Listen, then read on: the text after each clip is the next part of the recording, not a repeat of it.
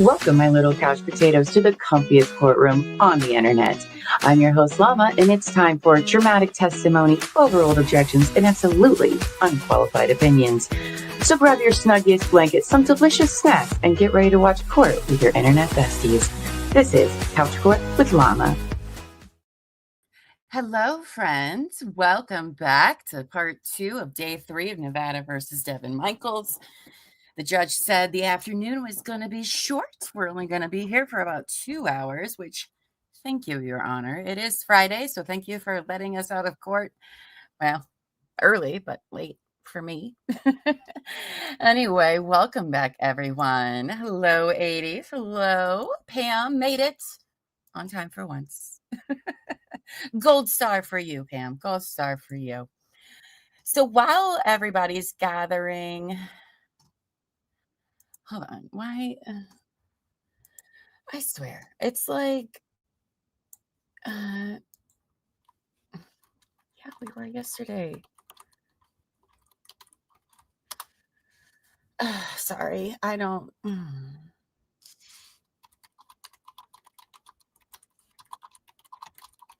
Sorry. I only get a 20-minute break and everybody wants something from me. Isn't that great? Anyway, have I gotten a chance to look for the letters yet? No, I'm going to do that this weekend. I'm going to screenshot them and then write out what I think they say, and then we'll look over those on Monday. Hold on a sec.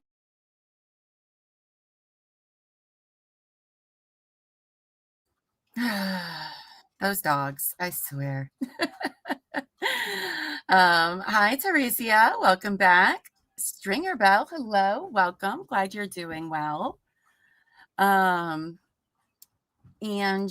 is here. This case is a mess.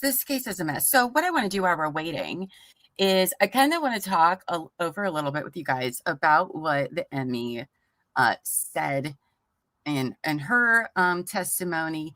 And also, like, as we're getting more information of trying to figure out what may or may not have happened, I have some ideas, or at least some things that I'm like, maybe it could have been this.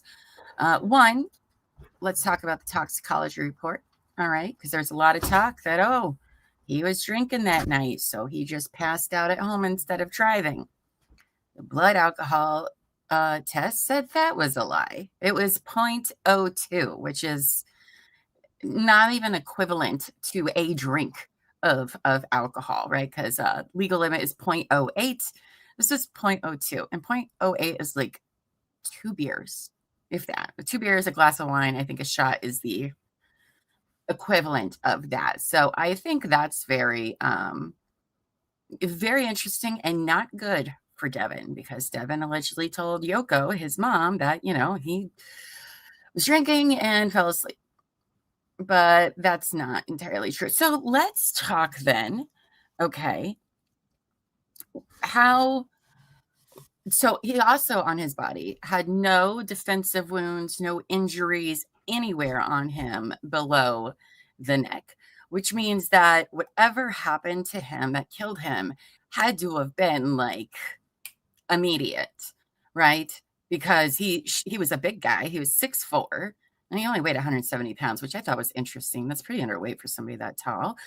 But he surely, like, if somebody put a pillow over his face, he's going to wake up and fight it. Yes.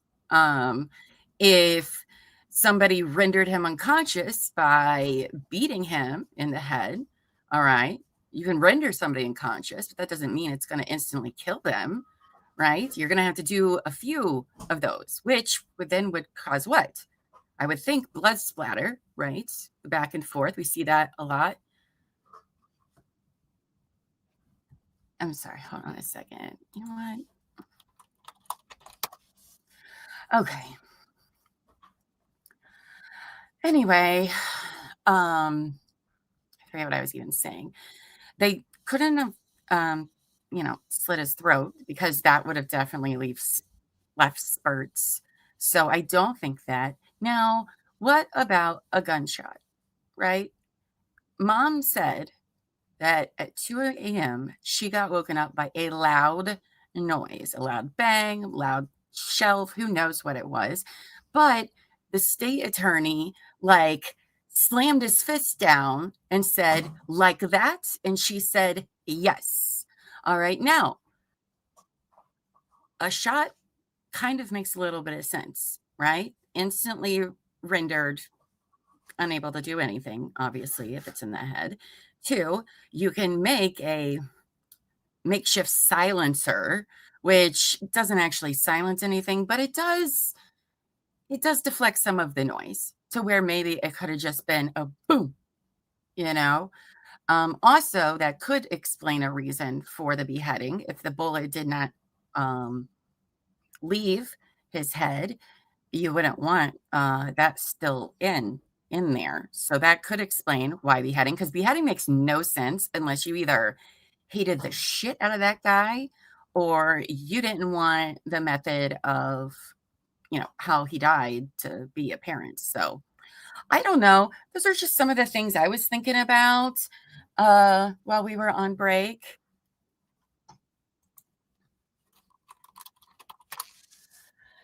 So anyway,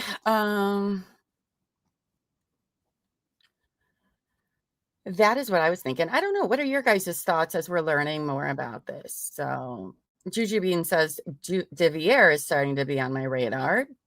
Yes, me too. Oh, Angie says Uriah Urick found guilty of capital murder. Okay.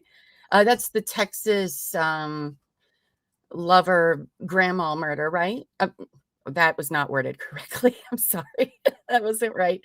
They were two teen lovers who killed the grandma, not teen lover grandma. That was not appropriate or right. Sorry about that.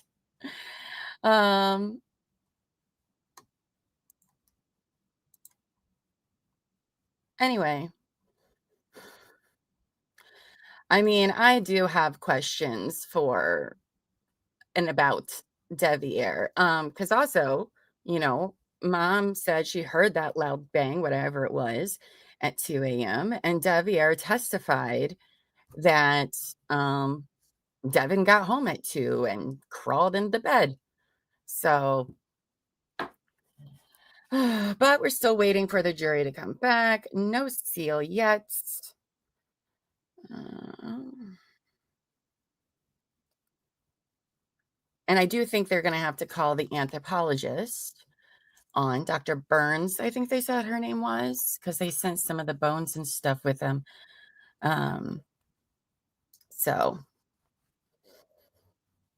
Angie says, I think Devier is in some way involved. I mean, that's the thing, right? They both could be equally involved in my eyes, so I don't know. I don't know. Now, remember tonight, 9 p.m. Eastern, right here for everybody. We're going to have TMI, Too Much Internet. At 9 p.m., it'll be me, Terry, Amos, and the lovely Annie, who doesn't come around as much anymore since she has a new mommy. So that should be a lot of fun. I'm excited about that. And let's see. Tomorrow, in our Discord server, The Courtyard, we're going to be watching season 1 of Stranger Things. Let's see what time are we doing that tomorrow? I'm sorry. I'm just a little distracted. We are doing that at noon Eastern tomorrow. So I'm pretty excited about that. Who's all attending that? Me, Bells, Lady in Gray, Amos, Sam, and Angie. Oh, that's going to be a nice little watch party. I'm excited about that. Yes, 12 p.m. Eastern. So that's going to be fun. That's going to be part of my weekend of relaxing. Love those Stranger Kids.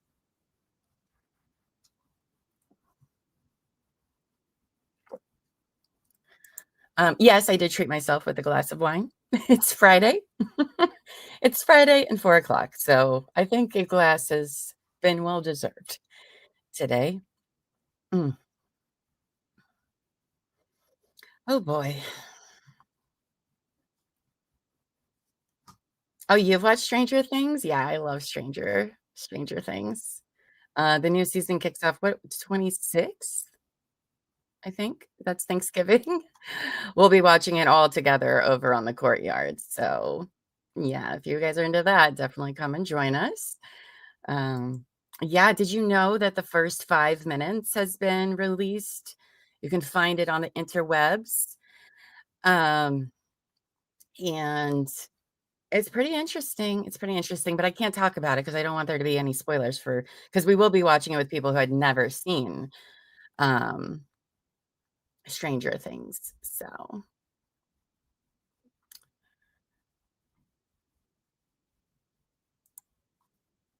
mm,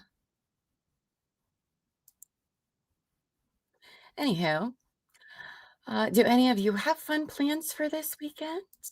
Oh, you've never seen it, uh, Daria? Oh, it's pretty good. I mean, it has like some like spooky elements to it, but I'm not a spooky horror person. But it's pretty good. I like it. So, oh, Outlander. Yeah, no, I haven't seen Outlander, but I do know about that, and it has been talked about that I should put it on our queue. We might have.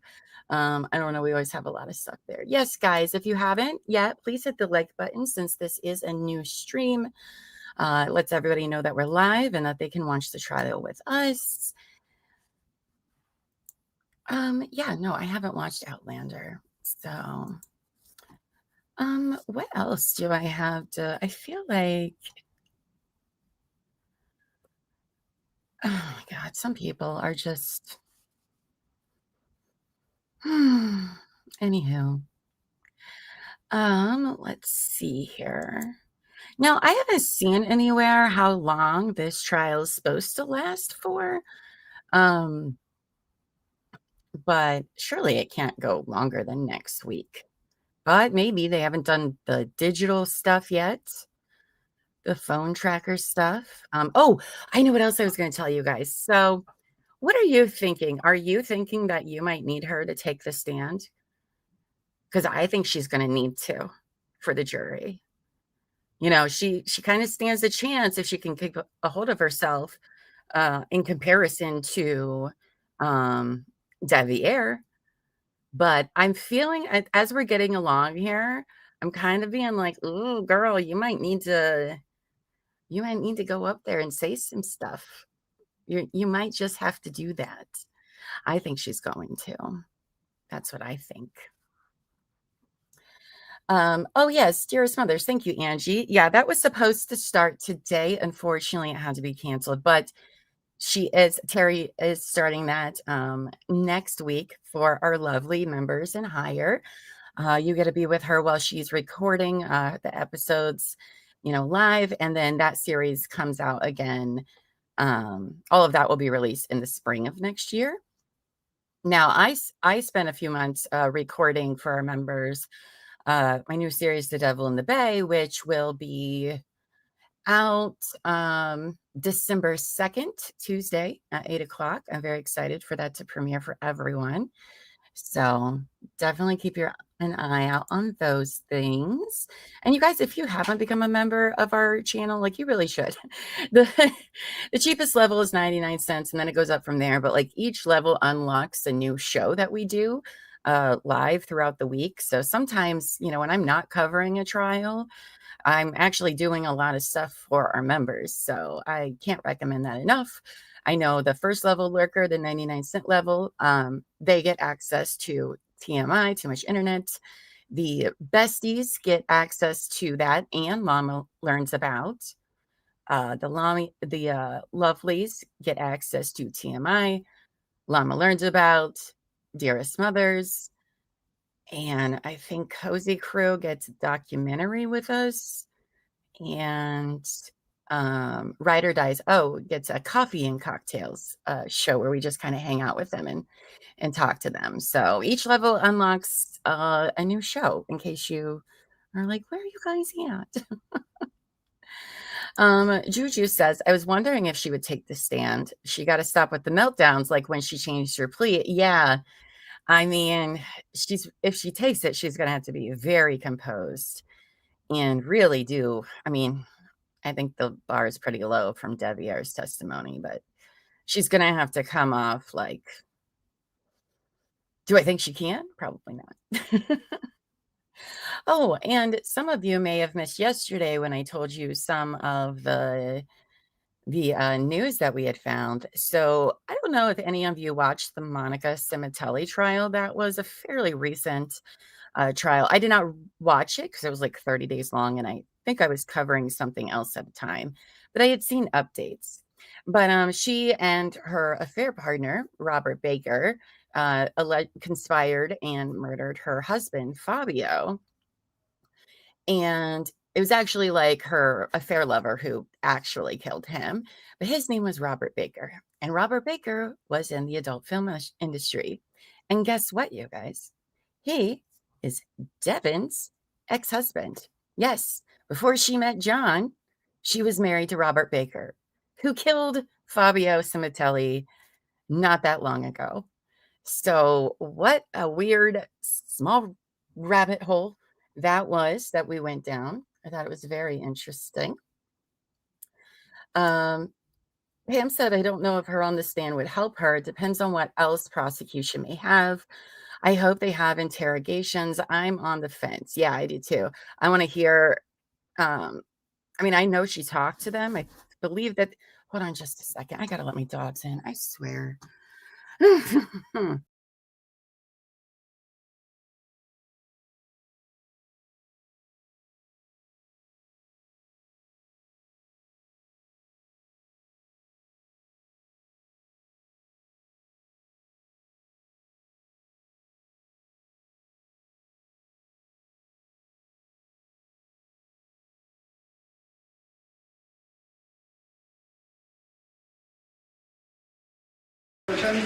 Yeah, you can get your turn on behalf of the state. You don't probably take place in the presence of other. Yes, Your Honor. All right. Statement on your feet. The state's next witness is Dr. Jennifer Burns. I'm trying to figure out where the music is coming from. Oh, it's definitely coming from the stream. Good morning. You solemnly swear or affirm the testimony you're about to give in this action shall be the truth, the whole truth, and nothing but the truth, so help you God. I do. Thank you, ma'am. And Dr. What's your name? You're still playing music now. Sure. My name is Jennifer Burns, Jennifer, B as in boy, YRNES. How are you employed, ma'am? I am an associate professor at the University of Nevada, Las Vegas. What's your position beyond that?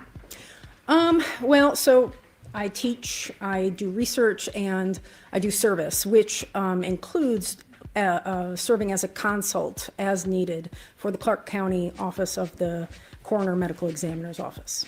And are you what's called a forensic anthropologist? Yes, so I am board certified by the American Board of Forensic Anthropology. And so that would be your certification, correct? Yes. Okay. Any other certifications?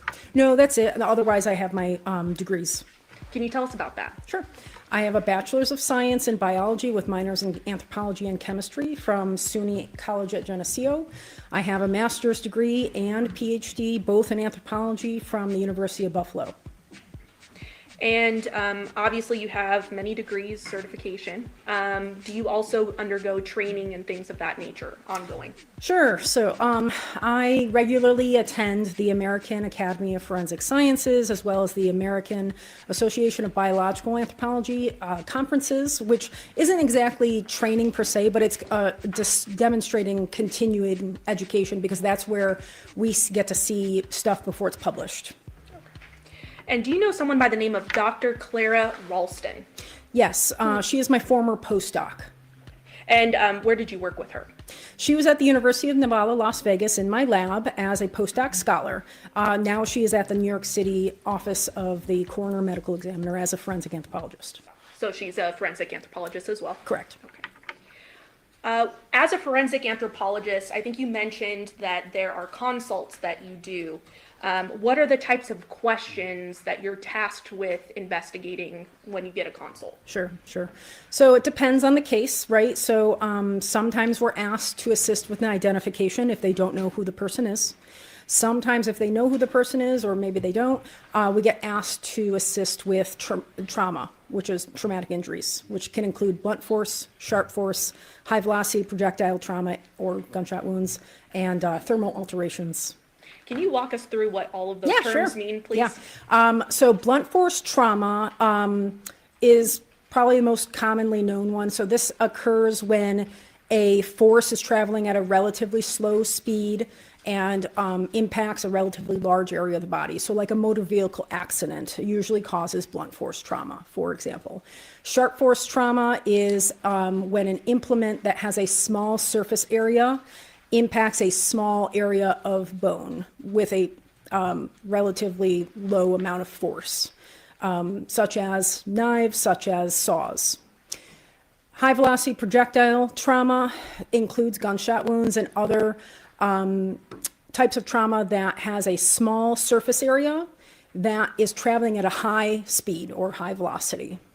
Thermal alterations are heat or fire related trauma. And can you sort of describe for the members of the jury here, what is your role as a forensic anthropologist, and how does that complement a medical examiner or a coroner's work? So a medical examiner is a forensic pathologist who is a medical doctor, and I am not a medical doctor. I have a PhD in anthropology, so my trajectory is different. I work with what we call hard tissue. So this includes bone and cartilage. So forensic anthropologists specialize in the human skeleton. Forensic pathologist is typically looking for any soft tissue damage or changes from pathology. And so if they need additional information, they will call a forensic anthropologist to testify or, write a report on something specific such as identification or traumatic injuries when it impacts bone and cartilage. Now, what are some of the processes you do during a consult? Can you walk us through that process? Yeah, so it varies. If you have, it varies based on the nature of the remains. So sometimes you get fully skeletonized remains, which means there's no soft tissue left. All the skin, muscle, organs are gone. Sometimes you have fully fleshed individuals that have traumatic injuries, and that might include blunt force, sharp force, gunshot wounds, where the pathologist calls us in and says, okay, we have this, we want more information about it.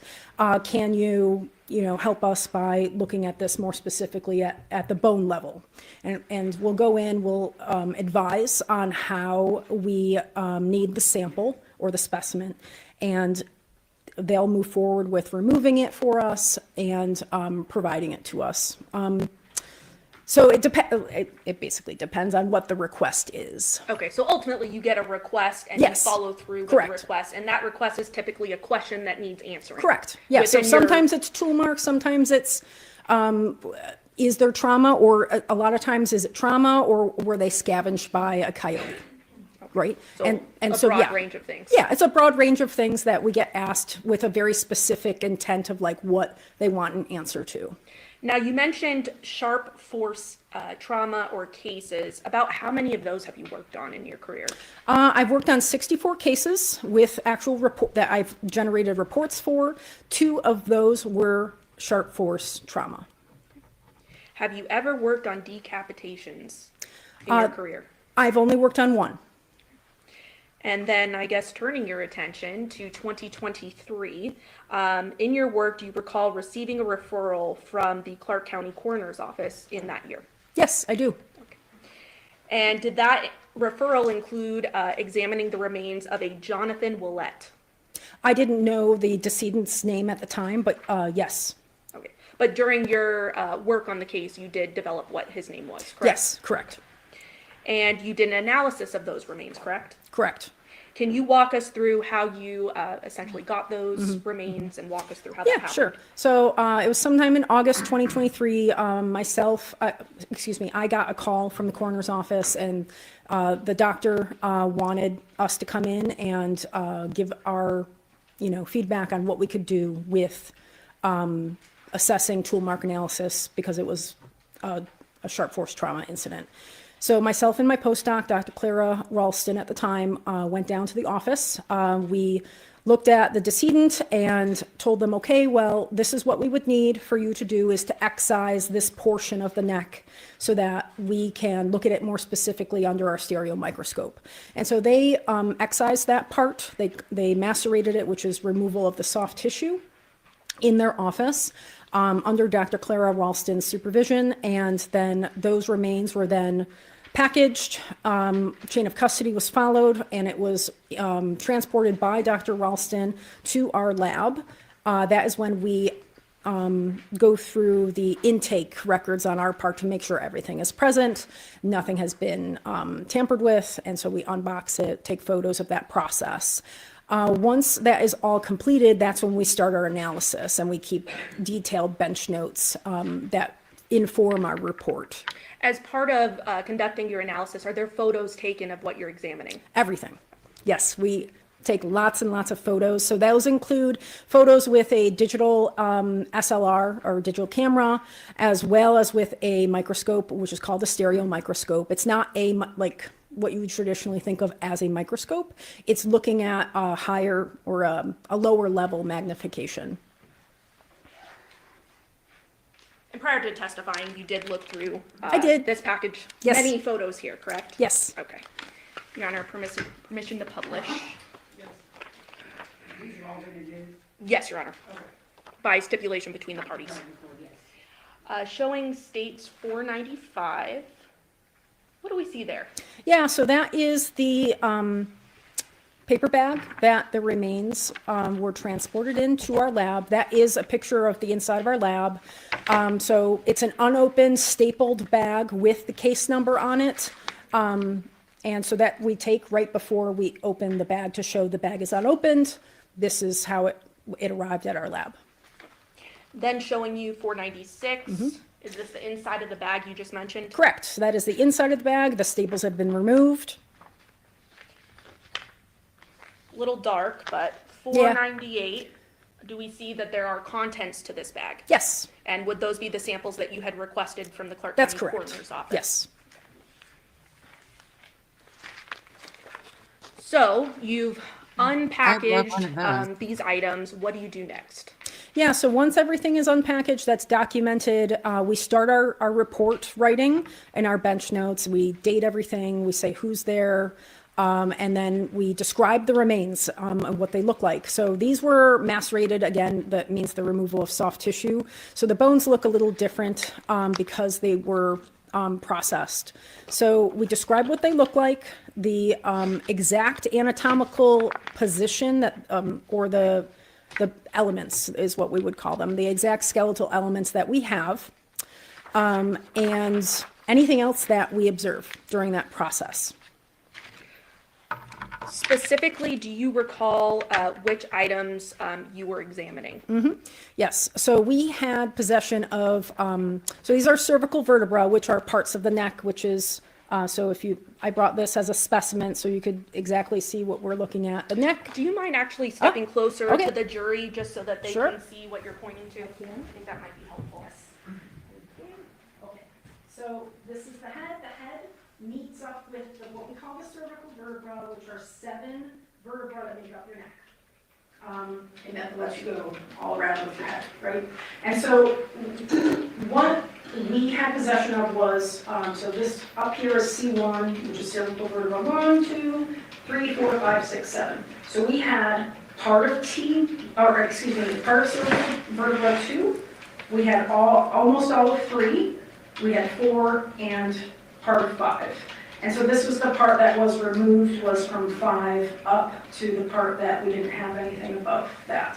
So these were the ones that we were going to C3 primarily for the trauma analysis. Is there anything interesting about the front of the skull based on your analysis after just pointing to those vertebrae that you think is important to know? The front of the skull? So the front of the neck.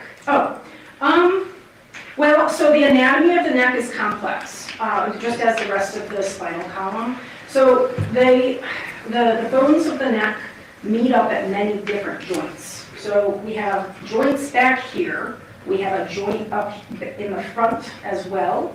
And so when or if you were trying to take this apart, like if we were learning in a classroom, I would take this apart, right? And I'd show you all the different so I can pass these around so they can see that. Okay.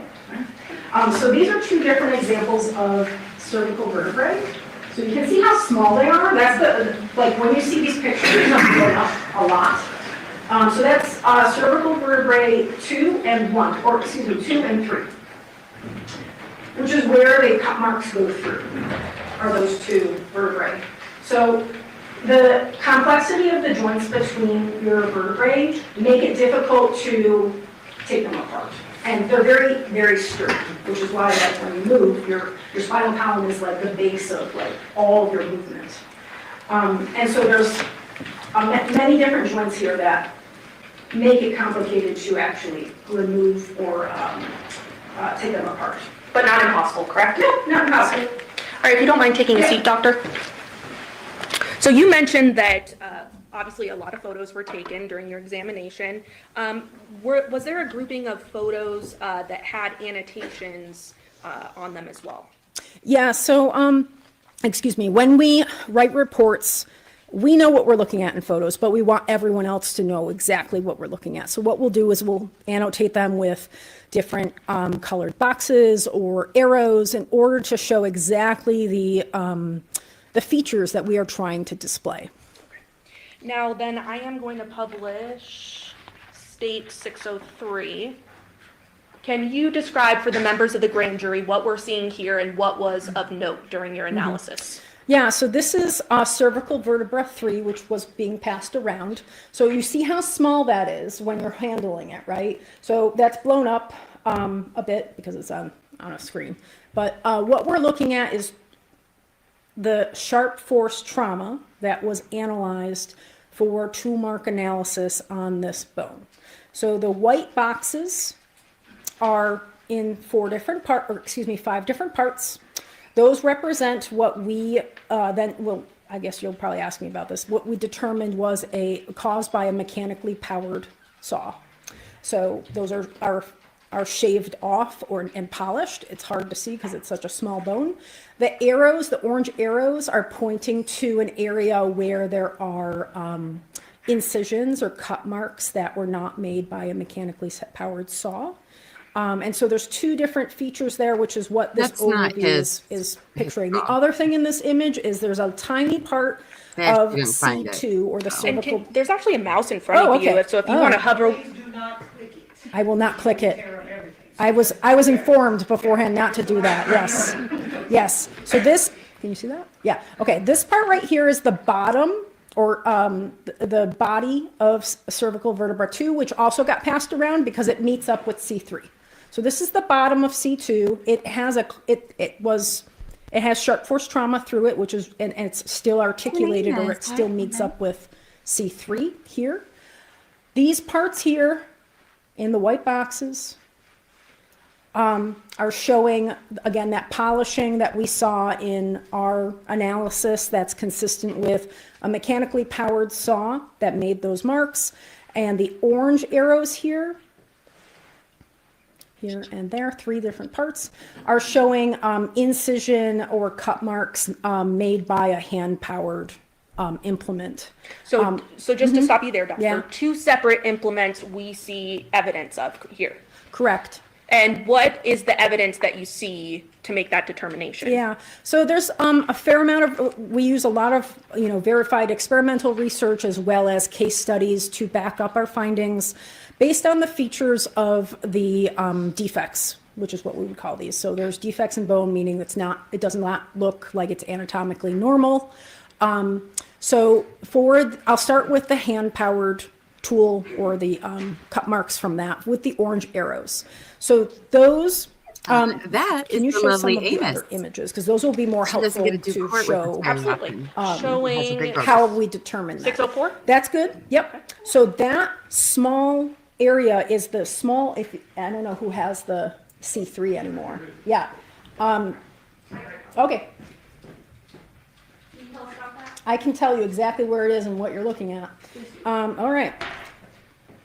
Is there a way for me to show them besides just, do you want me to just point? Point? Okay. Whatever you prefer. So this is C3, and it's specifically between my fingernails. This is how small of an area you're looking at. So this is a joint with C2, which is above it. So this means up with C2. So this is a joint. So you're looking at horizontal ridges in this joint right here. Okay? And those are very uneven and they're not parallel. You can kind of see, like, okay, they're all over the place. And so that's typical of a hand-powered instrument, not a mechanically powered instrument. And that's how we determine, okay, that's a hand-powered instrument. It's the striations, which are kind of those scratch marks you see. I don't think across it's the screen, very often. I'm just saying. are It's not very all over the often you place. If see it were a mechanically forensic powered, you powered expect it to be more uniform. So, The basically, other thing only you in see, the December. black arrow, I don't know if you can see that very well. Point it out, now that you know the area we're looking at on here. So here are the what we would call striations, or grooves, which were made by a sharp implement or a point, something that has a bevel. And all knives have bevels, that's how you make your cut marks. Right here, where this black arrow is pointing, is so the direction, we can tell that the direction was from the back to the front, and it was with a hand-powered implement, because this right here is a chip. Do you see that kind of triangle? And it's not a perfect triangle, it kind of looks like Yes, right underneath the arrow, right, correct? right underneath that. That's a chip, so that's called exit chipping. So when you're cutting something, sometimes you pull the implement out and a chip will fall off. So that's showing the direction of the implement. And I just want to stop you right there. So we're able to see that this implement was back to front. Is that correct? That's correct. So that was back to front. Again, back is, back here, so it was the implement was traveling in that direction. Okay. And that's based on your examination with a microscope Yep. of the grooving. Correct. Well, that would Showing you actually do that, but 605? maybe. What Yeah. is of note here? That's the same area. So now instead of looking at that little joint from what we'd call posterior or the back, you're looking at it from the side. So specifically this little arrow right here, this is a very small area. So the scale isn't showing up very well here, but this is less than a millimeter, which is, I don't know, I can't do it. It's like that, very small. So this here is a V shape. You can see it's a V-shaped defect. We call that a kerf mark. A kerf mark is the actual base or the floor and the walls of I stepped where a away, so sharp I didn't instrument has hear. entered bone. Okay, so it kind of looks like a trough, or Maybe they didn't cover it. I don't know how else to describe that. It's a V-shaped defect, and so you see the floor comes to a point, and you see the walls make a V. So that's typical of a non-serrated or serrated knife. So saws have larger, like their tooths are spread apart for the most part. The only other saw that could make this is a very fine tooth bow saw, but it's most consistent with a non-serrated or serrated knife because knives come to a bevel, and that is a V shape. So it would be handheld but not powered. Correct. Is that what you're saying? Yep. It's a hand. So yeah, all of these evidences that you're presenting, the photos, this is like very clear that Maybe so, yeah. the cross section of the implement was a V shape.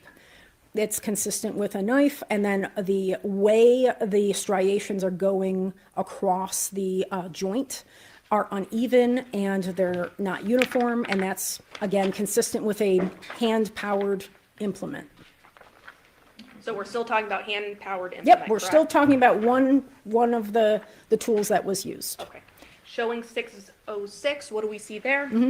Okay, so that's the bottom of C2. So you're looking at C3 and I keep forgetting I can use this. Yeah, use the mouse. So this is cervical vertebra 3 that you can see in the background.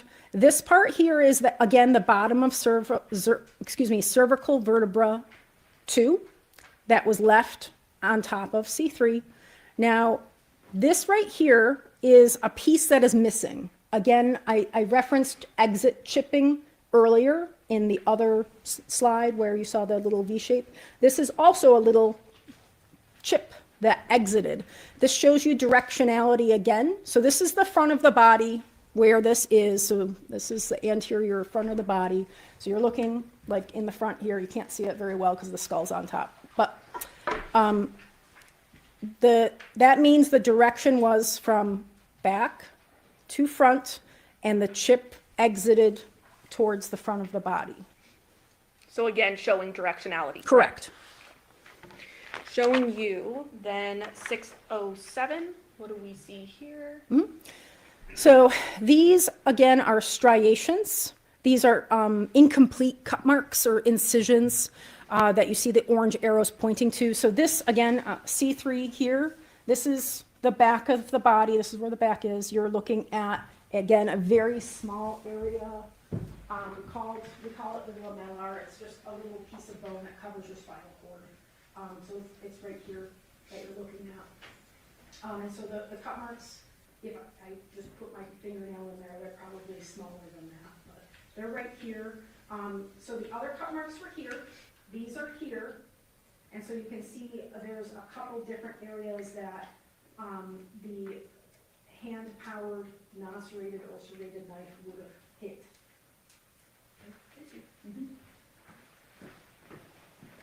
So, in analyzing these remains, you were able to determine that 2 implements were used. Is that right? Yes. Okay, and they were what again? So there was a hand-powered, non-serrated or serrated. We could not determine exactly. It was a single, straight blade of some sort. And then the second one is a mechanically powered saw. Now, are you able to determine which implement was used first?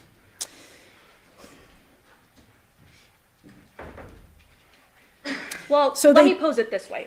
Hypothetically, how hard is it to cut through bone with a handheld knife? Or cut through a neck? So knives, anyone who has knives in their kitchen knows that they should be used for soft stuff. Like, if you're cutting chicken or beef, you're cutting through the flesh of the stuff you're trying to eat. If you try to cut through bone with that, it's not going to work. It's just going to leave an incision because bone is too hard. So I don't want to say it's impossible because there are bones that if you used enough force, maybe. But saws are made for a reason. Saws, the teeth are such that they are made to cut through hard material such as wood or bone. That is their job. And so when they're actually going through bone, they're creating a waste material by, if anyone has cut, wood, that it creates wood chips, okay, when you're actually sawing through wood. So I don't want to say it's impossible, but it's very, very difficult to cut through bone with a run-of-the-mill knife. You would need a tremendous amount of the force same Ed with a Gein that's handheld been knife, around in right? the court In watching order to trial cut through world bone? for a And a couple lot of years. persistence. Okay. Are you the same Ed Gein Now, that we how all about know? a powered saw? So mechanically powered saws are made for ease of use, right? So that saves you time. And it is doing the work of the energy transfer for you. So when you're dealing with a hand-powered implement, you are the one supplying the energy. A mechanically powered instrument, such as a saw, is producing the energy for you, which is why you need a battery or some other power source, right? And so it's doing the work for you and doing the cutting part, or what we would call the, because when you're cutting something, it's like you go back and forth, but a mechanically powered saw is doing that for you. So that is going to make it a lot easier because you are not exerting force yourself or energy yourself. The instrument is doing that for you. Are you able to determine, what brand of knife, what type of knife was used So that's first?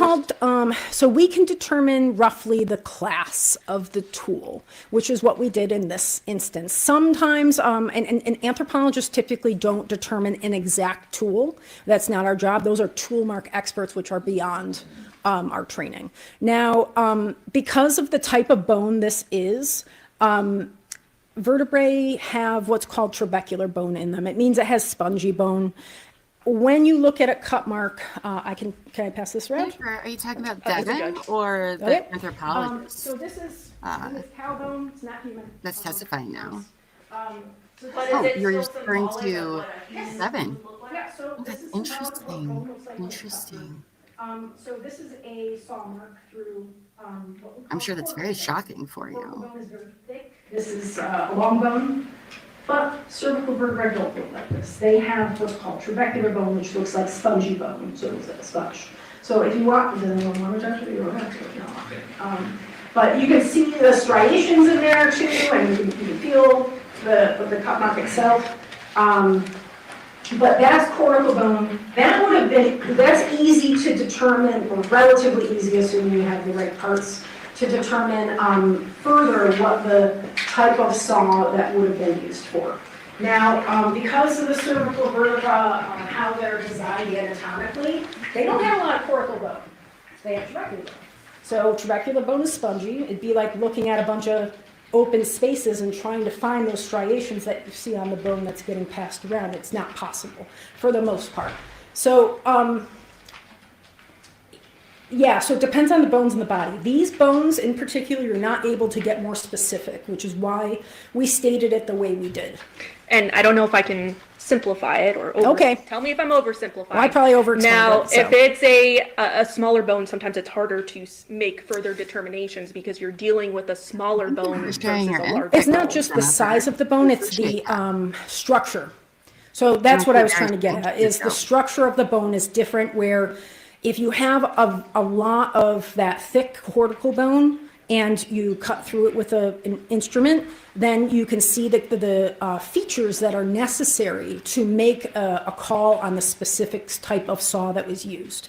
These do not have that type of structure because they're small and because they are primarily made of trabecular bone, which is spongy bone, which is some of that you saw in the images too, where you saw these air spaces that were in there. That's the trabecular bone that has been exposed. Okay. Now, I've stood next to you. You're a petite individual. Is it possible for a petite individual to have decapitated?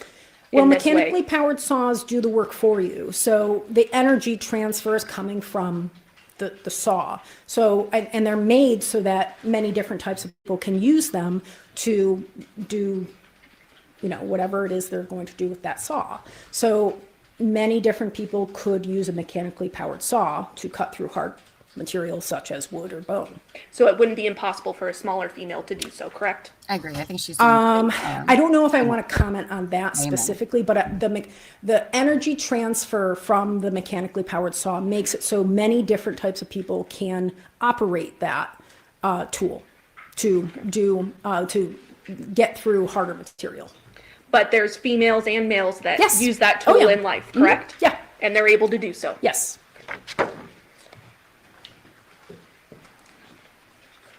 Jennifer, do you know Devier? I have questions about Devier regarding this case. So, Just to be clear, the incision happened back to front in this case, correct? That's correct. 2 implements were used, correct? Correct. That was a knife. Possibly a knife. There is a very slight chance it could have been a very fine-toothed bow saw, but it's likely a non-serrated or serrated knife. Okay. And that was based on your conclusions, right? Yes. Okay. And then also a powered saw, correct? A mechanically powered saw, yes. Okay. Past witness, Your Honor. Yes, thank you. Dr. Burns, let me just preface my questions of you that we take no issue with your findings. Okay. Devier, her husband. You were asked a question just a moment ago whether or not it would be John's possible son. if a small woman could have done this, and you said you didn't want to give an opinion as to that, correct? Yeah, I mean, That's I would the same. reference the user manual for a mechanically powered saw to Okay. see who should or should not, or could But operate all that. things, I'm sorry, I did not mean to interrupt you. Yep, you're fine. But all things being equal, it would be easier for a large person, let's say a 6'4", 205-pound person, to sever this vertebrae than a smaller person, 5'3", 130 pounds. Again, I'm not going to comment on the capabilities of different individuals on their ability to operate a mechanically powered saw. Okay, but you'll agree with me that a larger person is more powerful generally than a smaller person, in general. I mean, assuming they have full capabilities and they're not disabled and all of that. Absolutely healthy. Again, I don't want to comment on the capabilities of different people. Mechanically powered saws do the work for you. Absolutely, but let me ask you this question. Generally, a larger, healthy person is stronger than a smaller, infirm person. Yes. Fair? You had testified concerning the complex nature of the vertebrae in the human neck, Yeah, correct? sure. And when you discussed this complexity, are you talking about the interlocking nature of the vertebrae? Yes. Hey, Sam, I didn't see that. As in this case, we had part of C2 severed, correct? Correct. And that was included in your analysis concerning C2 and C3. Correct. So when we talk about this complexity, it's because you've got these bones that are entwined. Fair That's to right. say? Yes. You had testified that this area, specifically C2, C3, is very, very sturdy. Yes. Sturdy and complex. Yes. It was rough. It was rough for all of us.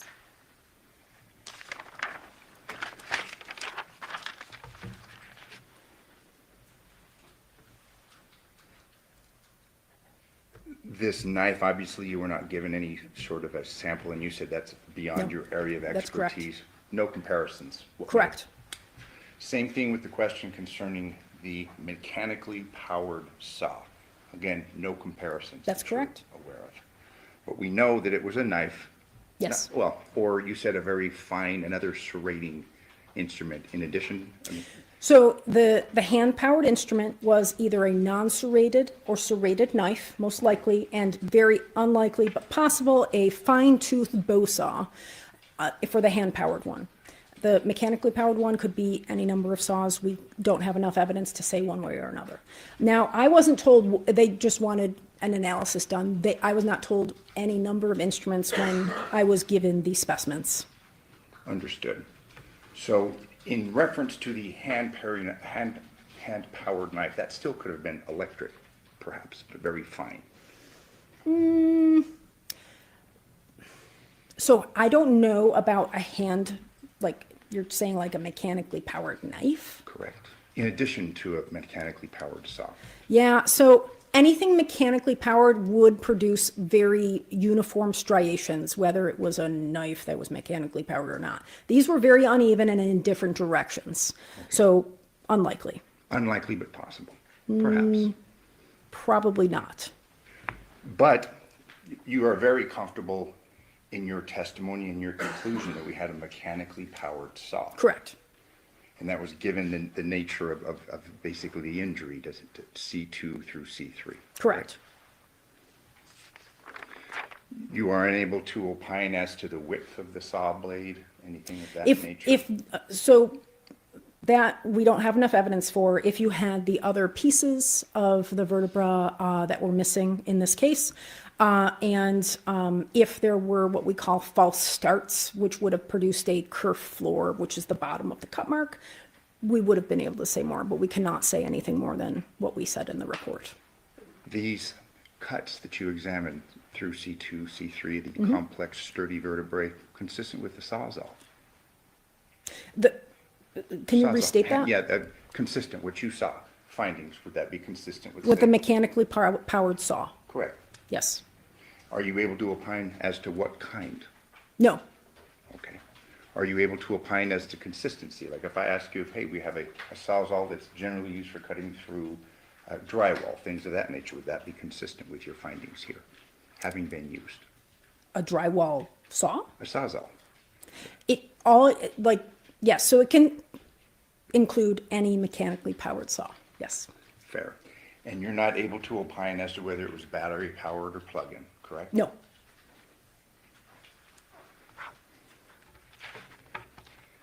But I feel like that would be allowed. Are you able to opine as to the amount of time this may have taken? You mean the time in which it was inflicted on the neck? Correct. No. Well, I should say, when we were invited to the office to assess the decedent was fully fleshed. So in our assessment of bone, we call something perimortem when a defect is,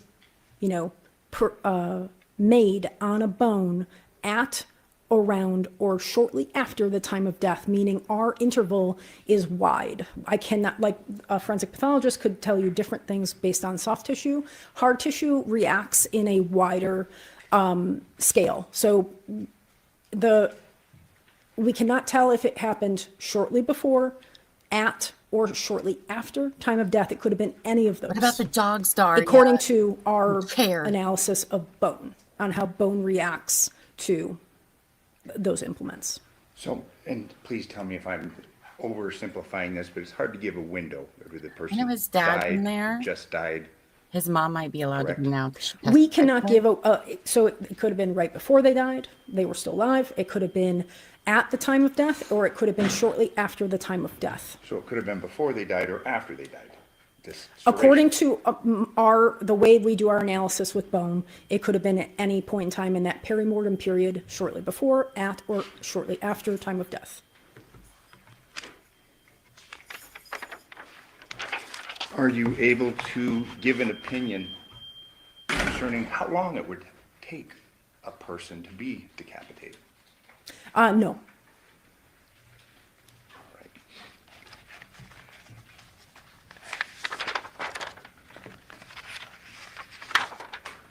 You authored your report in reference to your findings November 20th, 2023? Correct. Thank you. I have no further Yes. questions. And what if the dogs were barking savage? Yes, Your Honor, court's indulgence.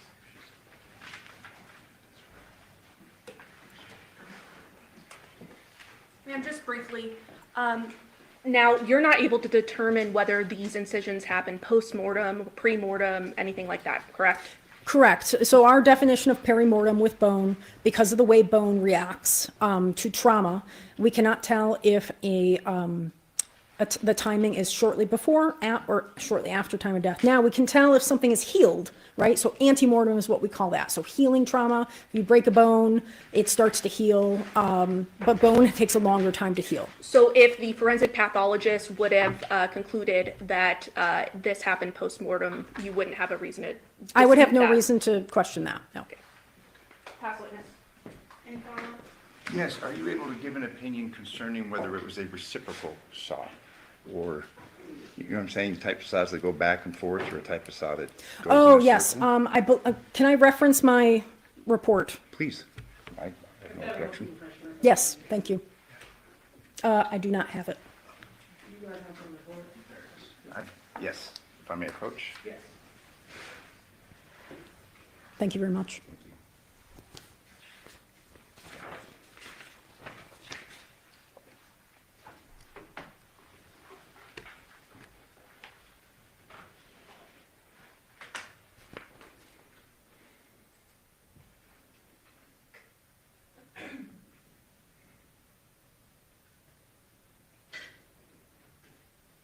I think you're onto something, Savage. I think you've solved it. Who changed your shirt? Devyn? No, she's had that shirt on all day. It was yesterday. She was wearing like a burgundy purple shirt. She was going to wear that one all day because I was like, oh, that's cute. I like Yeah, that. so because, again, of what I talked about earlier, the structure of this bone, it has very little cortical bone, or that really, actually, who's got my cow bone over there? Okay, yeah, thank you. Because of the structure of the bone itself, we are not able to say further what type of saw it is. So it could have been any type of mechanical saw. So you're not able to opine as to the speed of the saw, anything of No. that nature either? Or No, whether because it- there's very little area that is cortical bone, which is where those features would be observable. But because of the type of bone, we didn't have enough evidence to say one way or another. But again, and just finally, my final question in reference to this complex nature of the Sure. cervical spine, small but sturdy. Yes. correct? Thank you. No further questions. Any problems, Kate? No further questions, Your Honor. Do the ladies and gentlemen of the jury have any questions for this witness? Okay, seeing no response, no more excuse, thank you very much Okay. for your testimony today. Thank you. State, would you mind gathering her? Yes. This goes back to the defense. Okay, thank you. I love that she brought a cow bone to show the jury. I don't know why, but I love that. Carrie Skinner.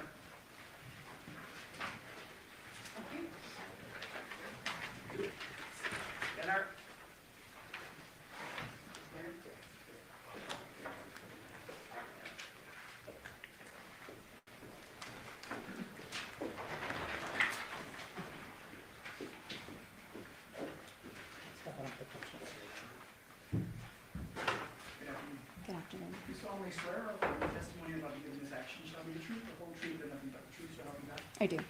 That's true, but they only really had a little bit to testify about, so. Yes, it's Carrie, K-A-R-I. Last name Skinner, S-K-I-N-N-E-R. Literally everybody looks good in this trial. Good afternoon. What's What do you happening? do for a living? I work for the City of Henderson Police Department as a detective. How long have you been with the city of Henderson in total? It'll be 10 years in January. And in which unit are you currently assigned as Oh, a she'll be back. detective? Robbery homicide. How long have you been with robbery homicide? It'll be almost 3 years and 6 years as a detective.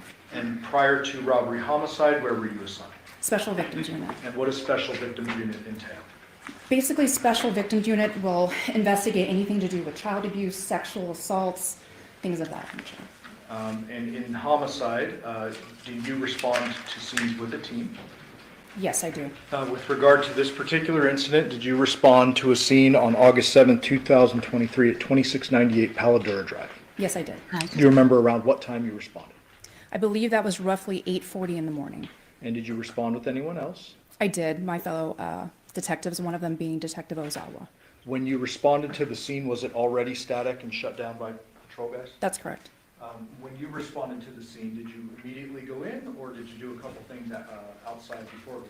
No, there's always a few things we do before we go in and do a walkthrough. One of those a briefing, Correct. so you kind of know what's going on and what's happened before you got there. Yes, In addition to that, you need to get a search warrant, ultimately to search the home. that's correct. You mentioned a walkthrough. What does that mean?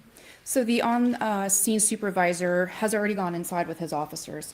They've already had a little peek of what the scene looks like inside and what we're going to be dealing with, and they've collected information before we get there. That would be the field interviews of any on-scene witnesses, other victims, anybody that's relevant to the investigation, and then they will provide that to us, and then we go in and do the walkthrough. During the course of your walkthrough, was it notable that there were some things missing from the scene, Yes, such as? the decedent's head. In addition to that, were any weapons found that could have caused his death? Not that were glaringly apparent at that time. Okay, sure, there were probably some steak knives in the kitchen, et cetera, but nothing that was within our scene. That's Jim. correct. Did you stay on scene there after the search was conducted? I apologize. No, I actually went over to the secondary scene, which was on Porcupine Rim. Okay. So when you go to Porcupine Rim, still on August 7th, Correct. did you respond there with Detective Ozawa? Yes, I did. Did you make contact with some individuals who were either witnesses or suspects? At that time, there were some individuals that were persons of interest. However, there were some residual people that we needed to contact that were family members. Were a couple of those family members two small children? Yes, they were. And with your specialized training and kind of history with special victims, did you make contact with them? I did. Did you speak to them? I did. Did you do it in a big formal interview setting, or just like kind of get on their level and talk to them as kids? Unfortunately, I wasn't able to do what's called a child forensic interview, which is a very directed interview. It has guidelines for children, no leading or anything like that, and it has a very strict protocol on how you begin the interview, how you end it, and how you conduct yourself during that interview. Unfortunately, I was not able to provide that level of interview just based on the children's behavior at that time. Were they kind of all over the place? To put it politely, yes, they were very active young ladies. Okay. Did you ask them a couple of questions, just kind of information gathering? I did. There was a little bit of rapport building. That's true. What's I've your been in the North, favorite y'all. toy? Because and Please they're involved, come. so you want to make them feel comfortable. There's a lot of strangers in their home, so I did my best to make them feel comfortable. And there was some conversations that were had with them. Did you Did they specifically say anything about a person by the name of Devyn? Yes. What did they say? They refer to him as someone that takes care of them. Yeah. They also referred to the fact, when in passing, as we were talking to them about being in the home, there were conversations being had around them, and it did come up that Devyn had watched them the night prior. So Devyn had been home the night prior, according to the girls. Correct. At some point in time, did you have an opportunity before the home is actually searched to interview a person by the name of Devyn or Nikki? Yes, I did. What name did you know her by at that point in time? At that point, it was Devyn. Okay. Do you see that person in court today? I do. Can you please point to that person, describe something she's wearing today? Yes, she's sitting over here at this table, and she's wearing a light-colored, looks like a floral blouse. Would the record Lady reflect is identification of the defendant? hardcore. Did you record that interview with the defendant? Yes. And where was that interview conducted? That interview was conducted inside Detective Ozawa's unmarked detective vehicle. Your Honor, I would move to admit 619, interview number 2. Any objection to 619? No objection. All right, 619, we admit it. And again, this is an interview conducted before going in to search Porcupine Rim, correct? That's correct.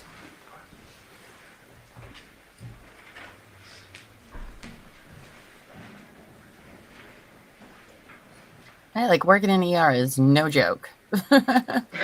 No joke. So props there. It's August 7th, 2023, approximately 15:08 hours, and my name is Dennis Johnathan, Dennis PD, badge number 1531. Also here is Detective Skinner, badge number 633. And we're here speaking again with Devyn Michaels. So you already kind of talked about stuff. Yeah. So things like you rehabbed, but we'll recap real quick, is that last night when you left, the garage door was open a couple feet, so you could shove something underneath and then exit out the front door and go around the front. Yeah. Correct? Because everything else I took out the front door, Okay. and that was like the last thing I was doing. Okay. Is that your voice? It is. A little lighter. It sounds like you're a little further from the microphone. Yes, I'm in the back seat of the vehicle. Okay, and you said something to the effect of, we talked a little bit before this recording started. Yes. And then I believe what I heard was the defendant said she left the Paladura home and the garage was open, she slid something under it, and then she herself exited out the front. Is that correct? Yes, it is. All right, we're going to resume. And then another thing that you and I spoke about is that you did notice some materials that they were downstairs by the bathroom and the laundry room. Yeah. And you tried to take jug and was like, It was like this, and I think it was y'all. it's also a lower jug size, so a little bit smaller. Yeah. I just, like I said, because I wasn't really paying attention, it was just random stuff that was all over the house. Like, It's a pretty clean house. Materials. he usually cleans when he knows we're showing up. So, like, there'd be dog mess and stuff like that. So he tries to clean when we come home down. And also needing to, but really, really for safe and clean and have a job. Oh, you guys, there isn't that much we can do We about also it. discussed that his ex was due to be in town anytime. And that last night, the ring that he would wear, as I told him, wedding ring, he said to you that he threw it away. Yeah. Okay.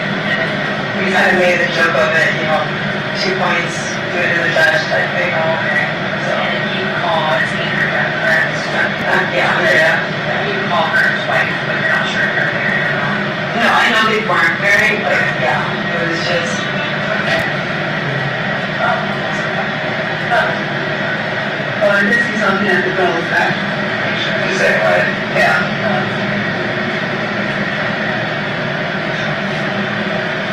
I know, like I said, they were together for a few years. Since 2018, I would say, so they were together. And when they broke up, she kind of moved around, Arizona,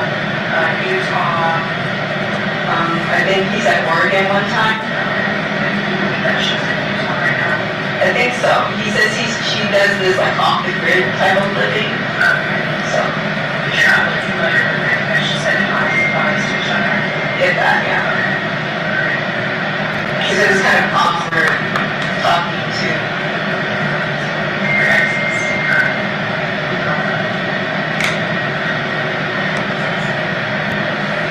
And the last time you spoke to him, as well as his mother, was last night, just before you left, you were cleaning up, like, the alcohol containers and stuff. Right. You mentioned putting a pina colada and James bottle in the fridge, and his mom had a red steak. Right, we were just like randomly cleaning up the different things. And where was he? Smoking in the garage. Okay, this is some marijuana, cigarettes. Marijuana. He smokes the cigarettes in the backyard usually, and the marijuana in the garage. I'm not sure why the difference, but So when you left, was he still up there waiting in the house? Where was he? in the garage. Okay, so did you take a Bible and all that stuff, and push out the box? And then I just went out the front door. That was it, and you said you weren't sure what's going on? Detective, is the defendant saying that when she left, Johnathan was up and moving in the garage? Yes. No, ma'am. You don't take that one here. No, I went and picked up my daughter's prescription first. Okay, I'm saying that's 24 hours. Yeah, because I wanted to make sure we had it for her first day of school. Yeah, he was only in boxers when I left, because usually when I leave, he walks me out and everything. But since he wasn't really dressed, And how would you rate his level of intoxication when you got back last night? Like, if it's on a 10 scale, like 10 being the most pictures you've ever seen it, 0 being none. no, I think he was buzzed, but I couldn't say he was way over the top now. So you can go somewhere to get some. Like, I've seen him much worse. Okay, so he was washing.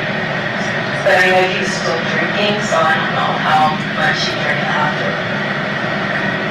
Anytime you tell us mom he was sleeping or just sleeping a little. I told her that I told him to go to sleep, but that was like when he was done to like sleep it off. Well, I think when she was done cleaning, she just, because we had finished talking and she went upstairs. And you mentioned that while he's pre-working over and he shut off the door so the dogs are then Did that get done last night? Yes. So when you left, do you remember if the dog door was still down? I know the dogs were outside. I don't know if the dog door was still down because they went on that little flap. They were outside when I left.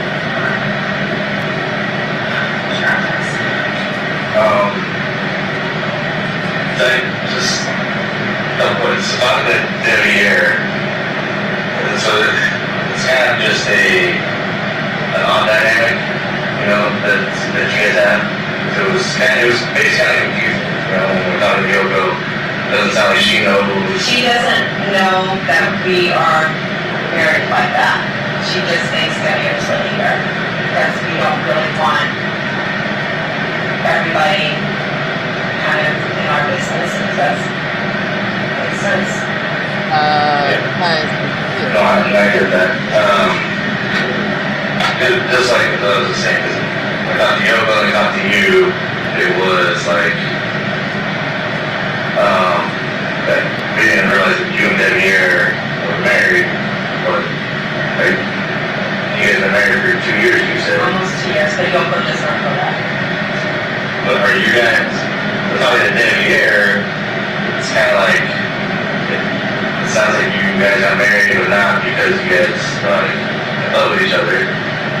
No, it's convenience. Like, I have a lot of medical issues and he's been taking care of me and the girls. I guess, so what was your reason for getting married to Devier? Because legally, as my spouse, he has more rights and access to things than someone just as a random. So like they got prescriptions. He can do anything as my spouse. Like, he actually, I had to go into a hospital in an ambulance and he was the one that took care of all of that. Okay. So are you guys like intimate together? No. Does he sleep in your room?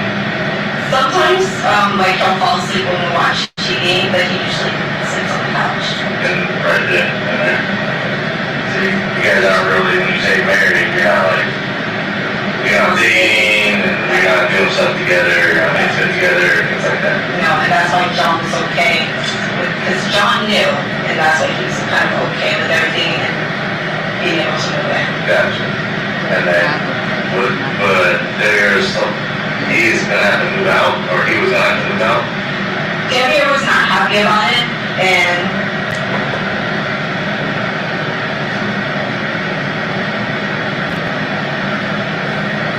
Was he coming from?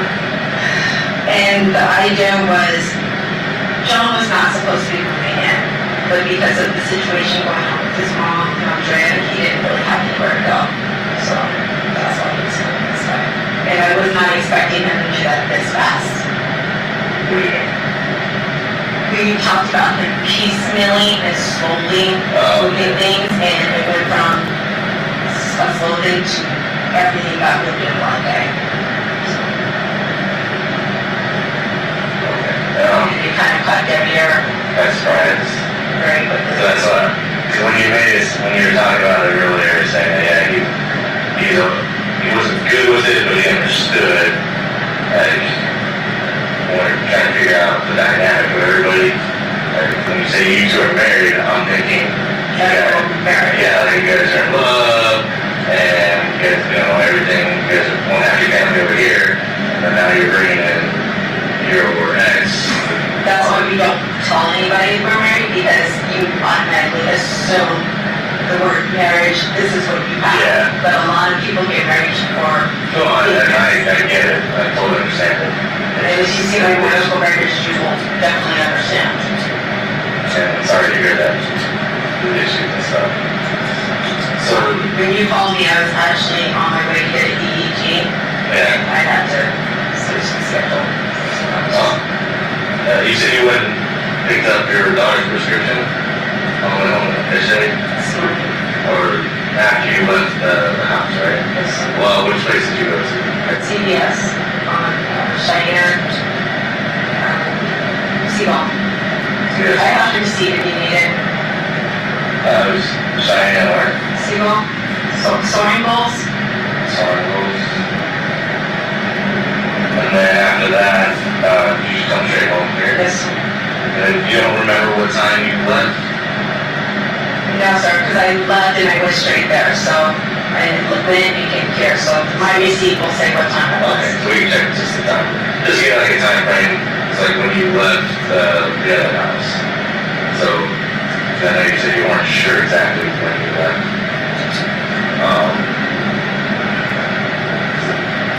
And then you were telling Ted Skinner that he was just in boxer shorts when you left, Yes, sir. and that was inside the garage. Yes, sir. And he left kind of slightly open because he was kind of airing that out. Yes, sir, because I had popped his bag and he had his boxers on, and we were on the main floor and I popped his bag for him. So I know he had boxers on. Oh, that was before. He went out to smoke. Okay. And then was he in the garage when Yoko came down? Yes, sir. Because Yoko thought that he was sleeping in No, sir, he was in the garage. she was in the garage at that time. Because I told him to take a nap. Well, not take a nap, but he was just sleeping off. So, Because he was drinking and smoking. So he was in the garage when Yoko came down, and then you told Yoko what the plans were for this day, as far as like taking the kids and stuff like that. And she went upstairs. yes, sir. And then what happened after that again? I took like 2 more things out to my car, and then I left. But you were inside the garage with him though? Briefly before I left.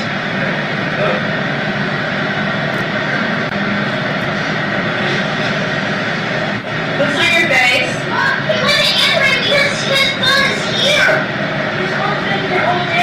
Whose phone is that? What was it? Oh. Like you, sir? Okay, we'll hold on to that then. Thank you. Thank you. They're talking to me, and you guys are being noisy in there. Please be careful.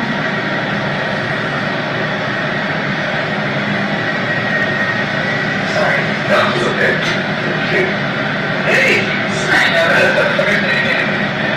Um, So So that's his home, and you're sure? Can you touch it? Do we know? No. Let's say.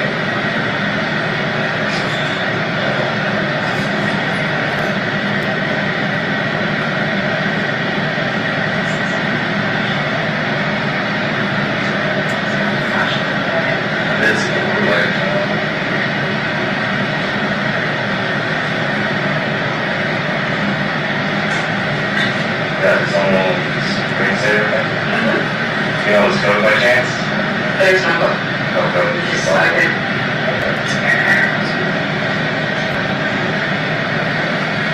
Alright, is that typical thing he just leaves his stuff behind? Yeah, he just lost his wallet a couple of days ago. That's what I Actually yesterday. He lost his wallet? Yeah, he called me, do you know where my wallet is? And he sent a picture of it, after he found it. So, yes, that is very Typical.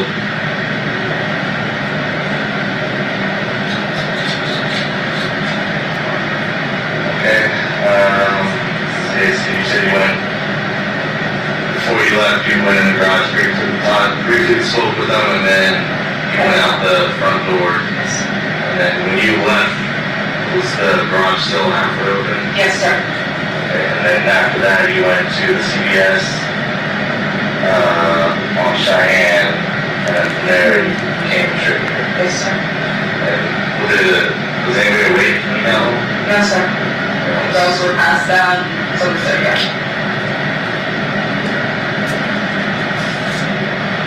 That's it. Is there anything else? That's it. It's 3:22, and that's gonna end the Detective, when the girls approached with that phone, did you observe anything of note on it? Yes. What? There appeared to be, to me, apparent blood, and it was smeared on the screen. Okay. Did you have an opportunity to look at the screen and see if there were any notifications present? Yes, I did. Were there? There were none. If you receive texts or calls on your phone, your notifications show up. Correct. And that's kind of a common thing. Yes. So it appeared to you that there was no incoming activity to that phone if it's just sitting there all day. Agree. After that interview was conducted, did you and other detectives authorize a search warrant for the Porcupine Rim address? Yes. And then were you part of the search of the Porcupine Rim address? I did enter in I know and we all have assist dog at that trauma, point. but this is one of my dogs. And ultimately, did you exit and then conduct another interview with the defendant? Yes. While you were interviewing the defendant the third time, or I guess the second time for you, but the third interview, were you getting updates live from other detectives in the home as they found certain items? I was, yes. And I'd move for the admission of 620. Any objection to 620? No objection. 620 will be admitted. And I am going to play it, but before I get yelled at by the judge, I'm going to say we have to end at 3, so we might have to stop halfway through or partway through. Sure. Oh, she's sweet, Pam, but she's also a drama queen. Oh, so. Aw. She's an old girl. She's like 13, 14. Before you start to play this statement, counsel approach. All right, he went down.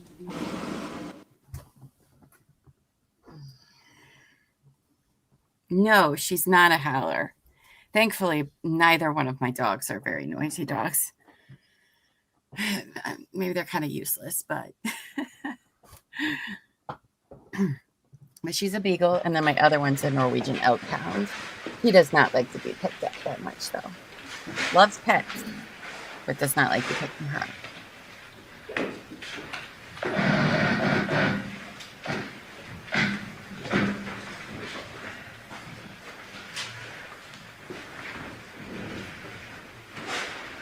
She snores so loud. She's a very loud snorer. So it is August 7th, 2023 at approximately 19:55 hours at night. Detective was out with Henderson PD, badge number 1531. Detective Skinner, Henderson PD, badge number 2233, and we're speaking again with Devyn Michaels. So, and just so you know, like, you know your rights, okay? I said you're not under arrest, but I have to read your rights because we've been here for so long to do this thing, okay?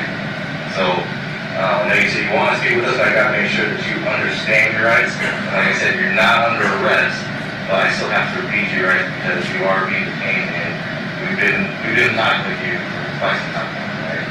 So you have the right to make silent, give up that right, and you say can will be used against you for law. You have rights to use an attorney for answering questions, and an attorney present while you answer questions. You can have an attorney will be provided no cost to you. If you decide to answer questions now, you may stop at any time and speak with an attorney before question continues. If you decide to stop answering questions once you have begun, all questions will stop. So you understand your rights? So like I said, yes? Yes. Okay. And it's basically because we've been talking to you for so long today, and now that we're doing a search warrant, you are being detained, but you're not under arrest, like I said. You're not under arrest, right? And I know this is all kind of just coming to a shock. Everything that's been going on, like I was explaining before, we have to make sure that we rule out every possibility, okay? And so, like, with his phone right there, do you know how his phone got there? Well, it's by the cigarette butt, so it looks like he was smoking and he put his phone down. You didn't see the cigarette butt there? No. There's Is a it cigarette cigarette butt butt over there? Yes, sir. Okay. And sure, if you touch it, it'll be. And he smokes cigarettes? Yes, sir. Chain smoker. Okay. When you guys were moving stuff, did he like cut his hands or anything? Yes, sir. Which hand do you remember?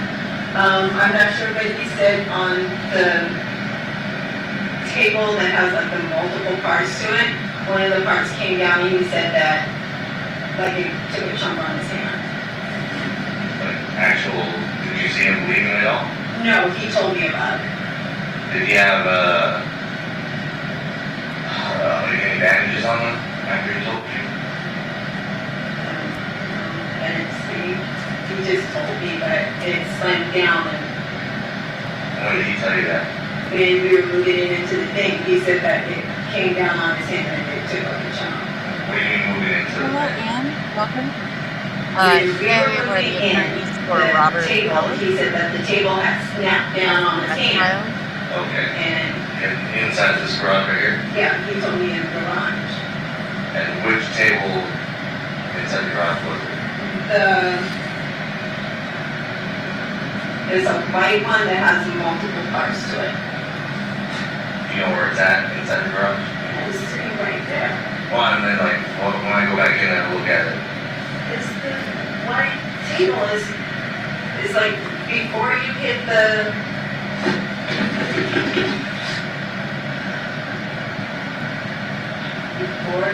to the basement, there's a white table with multiple sections to it. so, What am I missing? well, your reactions are starting to elevate and be different from I one don't mean person. to do that, but I'm getting scared. Okay, and what are you scared about? Because you're asking me, did he hurt himself? And I'm going by what he told me. He said that when he was moving the table, he loaded the truck by himself. Okay. And so, I guess what is worrying you right now? You're saying, I mean, you've already told us, Nothing is worrying me, but I feel like, and they're pointing in your direction like you were saying earlier. and like I said, I didn't load the truck. He loaded everything himself, and the lighter things I unloaded.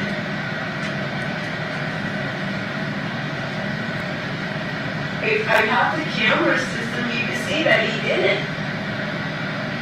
Did you guys already, what do you mean? So the camera that you took down, it was up before you guys left? That was like one of the last things you took down? Yes, sir. Where's that camera system? It's in the garage. I've showed it to him. Oh, okay. It's right back. And it's like the DVR and everything's in there? I think so. He said it records. Okay. And And that was recording you guys packing up right before I you did left? not pack anything. Yes, He packed everything. That Robert. I mean, that was what you guys packed. Was that the last thing you guys packed before you left? Come back here. I didn't pack anything. He packed everything, but when I got back, he just tightened everything down and we left. What do you mean when you got back? When I left here, I went back to Henderson, got in his truck, and then we drove back here. And so when you drove there, everything was already packed. Yes, sir, everything. And then what time was that, do you think? It was around 8:20, 8:30, and then we got here, I think it's at 9:01 on his. Okay, and then after you unloaded everything here, We got back you in drove his back truck. over there. Yes, sir, in his truck. Now, did you leave your vehicle over there? Yes, sir. Now, why didn't you guys just both drive back? Because he wanted to take his vehicle because of the trailer. He uses it for, Like, why didn't you just drive your car and he drove his car? because he said he wanted to drive one car. I sat in the passenger side of his truck. Well, that's what I'm just asking. I didn't know what was the reason for, like, because you were planning on coming back here at some point, right? Yes, sir. So, it's trying to figure out why. Like, I offered and he said because. You guys would just drive Yes. back and forth. And then we went to the gas station and he put more gas in his car. And you could see us at the gas station. No, which gas station did you The go? Arco, we went to the Arco twice that day Which one's that? on Windmill and Eastern. Okay. You went to the Arco, Windmill and Eastern after you guys left to get here. Yes, sir. So it might be between like 8 and 9 o'clock. Oh, definitely. It was like beginning, like at 8:20 when we were leaving to head back here. And that's when I told you the Mountain Dew that he left was still on the gas pump from earlier that day. And I went over there and was showing him your drink is still sitting here. And where was that at? He left it on the gas pump the first time we were there. Okay. You were asking me, does he forget things a lot? Yeah. He forgot his soda at that time. Yeah, Okay. but that's supposed to go out. So we went back and looked at the video at Burlington. Do you remember anything else while you were there at Burlington? Like you said that you took Janae to the bathroom. Was there any time that you took both girls and you guys both split up? I had, after we came out of the bathroom, Tamia with me, and then John kind of was walking around by himself. I think he went to the shoes. Was that at the very, when you get there, I guess, when you guys arrived at Burlington, at what point do you guys break out to take her to the bathroom? Immediately, like almost immediately. She was asking for the bathroom when we first walked in. Okay, did you guys talk to anybody when you first walked in? Just the security guy at the front, and he said it's towards the back. And me and Janae was walking back there. Okay, that's when you split. Yes. And then after you guys left, that's when she's saying that Johnathan and Tamaya were walking around, Yes, sir. and they were contacted by somebody at that Yes, point. I did not see that person. Okay. So the video at Burlington shows, or at least what my partner was saying when he was there, when you guys get there, you talk to the security guard, but then all you and Janaea and Tamaya basically split up from Johnathan at that point. Tamia didn't go with us into the bathroom. I know that for a fact. It was just me and Janaea. Did she follow you while you guys were going that way? Even though she didn't go into the bathroom? I don't think so. I don't think she came with us that way. Okay. As like I said, my partner he was at the Burlington factory, looked at the video, and that's what he saw. So when you guys get there, you talk to the security guy, and then you and your two daughters walk, Okay. and then Johnathan walks away from you guys. I know when we came out of the bathroom, she was definitely with me because we were looking at all the little knickknacks. like towards the back of the store. Okay, was she waiting for you right there? I do remember when we came out, she was right there. Right by the bathroom entrance? Or, No, by the gate. She didn't go into the bathroom, there was like a gate blocking it off. oh, okay. Was Johnathan anywhere around there? Okay. How, when you talked to Maya, how sure was she about what she said to you about the guy coming up to her? I guess, how did that come up?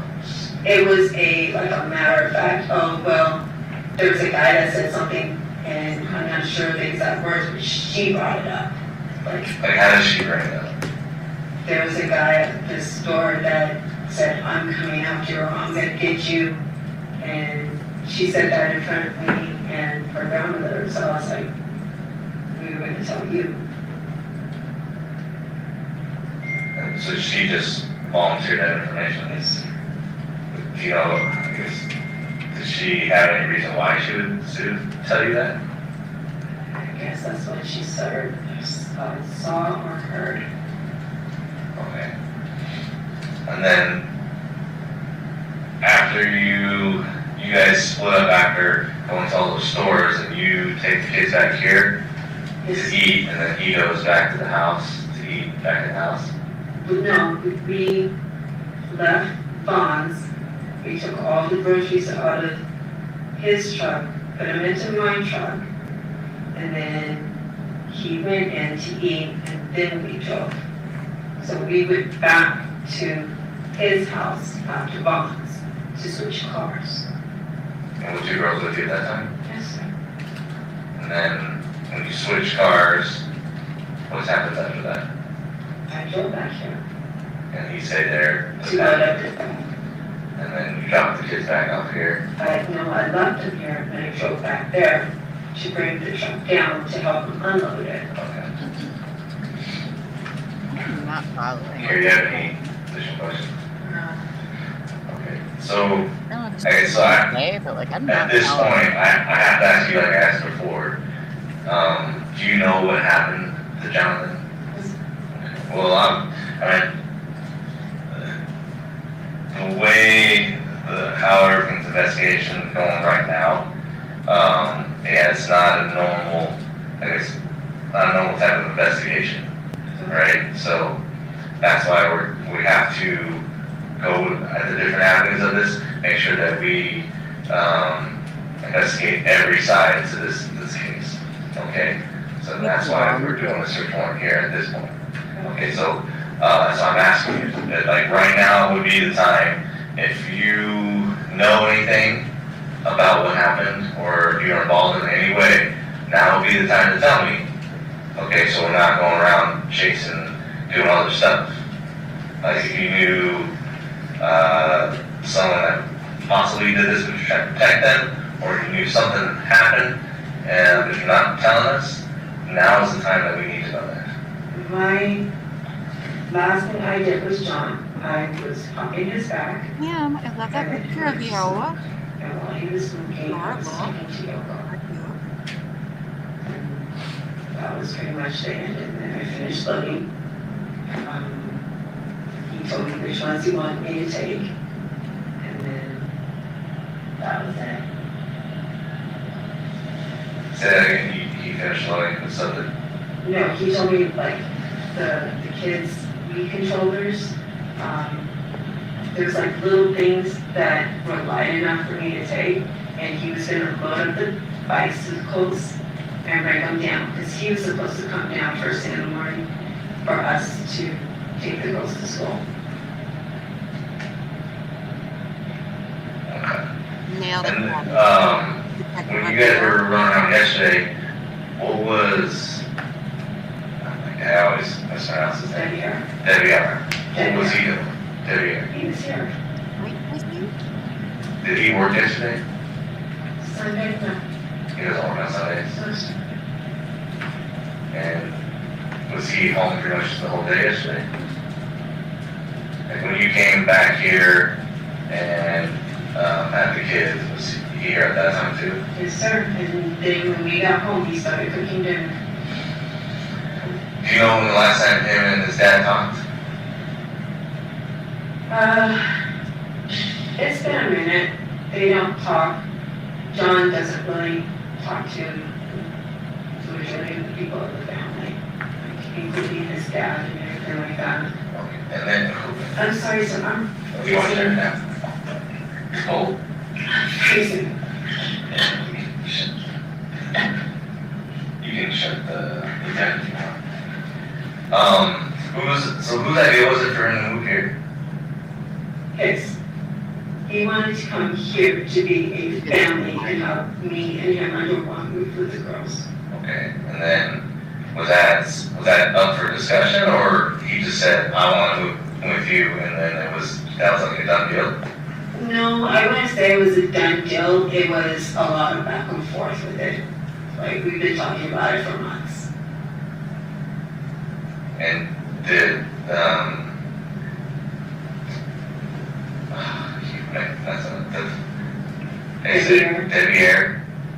Did Devyn know that he was coming? Not yesterday, no. Absolutely not. And I mean, did he know that, did Devyn know that John was moving in? Devyn knew that John and I had talked about it. Devyn did not like the idea, but I did not know John was bringing all that stuff last night. Gotcha. We were supposed to just be moving like the girls' things, the bunk beds. Yes, no. I have packed up like all their old clothes, you know, like bags and bags of clothes I had packed up for them. Okay. And what did Devyn and Johnathan talk about yesterday? They didn't talk yesterday. Devyn had opened the door, saw that we were loading in the garage, and that was it. And then, Oh, they never actually spoke to each other? no, sir. Oh, okay. And then Devyn, it sounded like he might have talked to him. So. We're just supposed to believe that John and He saw him, Devyn went back are inside. fine with all of it. I think he just opened the door because he heard noises. Just, I mean, I can't speculate, but it was just a open the door and close it type thing. And then when I left, I just let him know I was leaving, and that was it. Would Devyn have any reason to want to hurt Johnathan? No, sir. There's some reasons I can think of. I'm pretty You don't obvious. think so? No, sir. I mean, they didn't get along perfectly, but no. Anything like in the past that they've gotten into fights or anything like We've that? had arguments, but nothing ridiculous, no. Okay. Do you think Devyn would have anything to do with it? Or no? Why do you smile and say that? Shake your head no. He's one of those types that things don't bother him. Like, you can be angry and everything like that, and he's always very calm and mellow. Right, because those kind of people can never. How upset was Johnathan when we found out that you and Devyn got married? Oh, he was furious at first, but once he started realizing, like, with all the medical things and everything like that, John and I, we started talking again. We hang out. We actually go to birthday parties and like the 4th of July, we get all the fireworks with the girls. Like, we actually were building our connection again so we could have more time with our family. And that's something that you wanted to happen also? Yes, sir. And then, because like, the reason why I ask these questions is, as far as like him being the one that said that he was going to move here, is the way you guys make him sound, like he's very pushy and kind of wants to get his way when stuff, Yeah, right? he definitely can be that way. Like, was this something that he forced upon you? Like, hey, I'm moving back in? It wasn't that he was forcing upon it, but I know he was having issues with Yoko, and she was trying to get him out of her house. Like the night, last night, she was telling me she still hadn't paid her any rent money. He owed her $200. She was saying, see if I could get his EBT card, so she could at least take the money off of that. So I know she was pretty. Upset at him for not being able to pay her back. She said it had been years since he had paid rent. So, and I sat there and helped them talk to the card company to kind of get the payments back on track because he was falling back behind on that. His phone was constantly being turned off for non-payment and things. I thought you had a good job in Do you think that, did he have any issues with Yoshida? He said that they were basically using his EBT to live like a lifestyle. Like they would go and get the fancy food and everything and kind of use all the money and he wouldn't have it on the card. That Yoshida and Yoko would do that? Yes. How upset did that make Jonathan? Oh, they argue daily.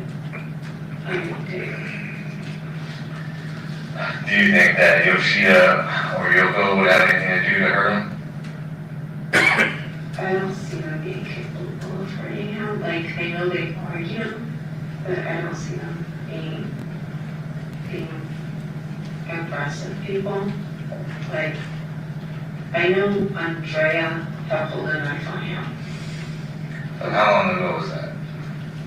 last year, I It think, was last year. from what I was told. I just know that he was trying to get out of that house as quickly as he could. And it was Man, this happened in supposed to August. have been like a piecemeal type thing, and it went from a gradual thing to everything now.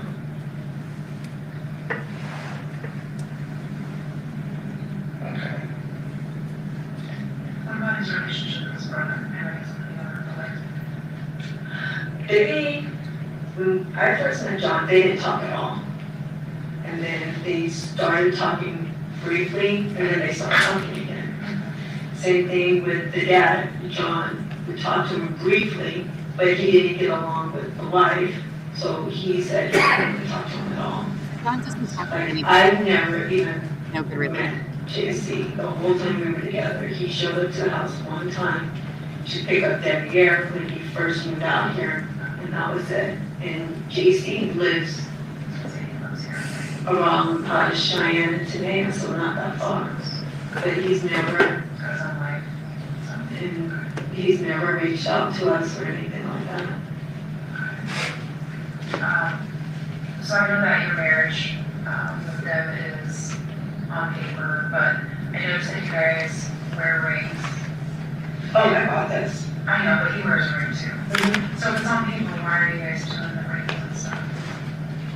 And you got your ex moving in into I bought the essentially. ring. I don't know, rings aren't really significant. It was just part of the little ceremony that we did. Rings are very significant in marriage. They're a symbol of a connection to another person. We definitely have a connection. He's like my best friend. And he'll tell others I'm definitely his best friend. I've tried to help him. Like, he's gone through a lot, and so have I. And he actually saved my life, so I'm very grateful for him. It's just, you understand how it looks, right? So I can completely understand when you need a medical power of attorney in a sense with a spouse. But to take it the next step and actually wear rings to show your connection to the world it is a romantic connection. It's showing that you're married to someone and that you have a respectful relationship with someone in marriage. And we have a different, I would say, respectful relationship.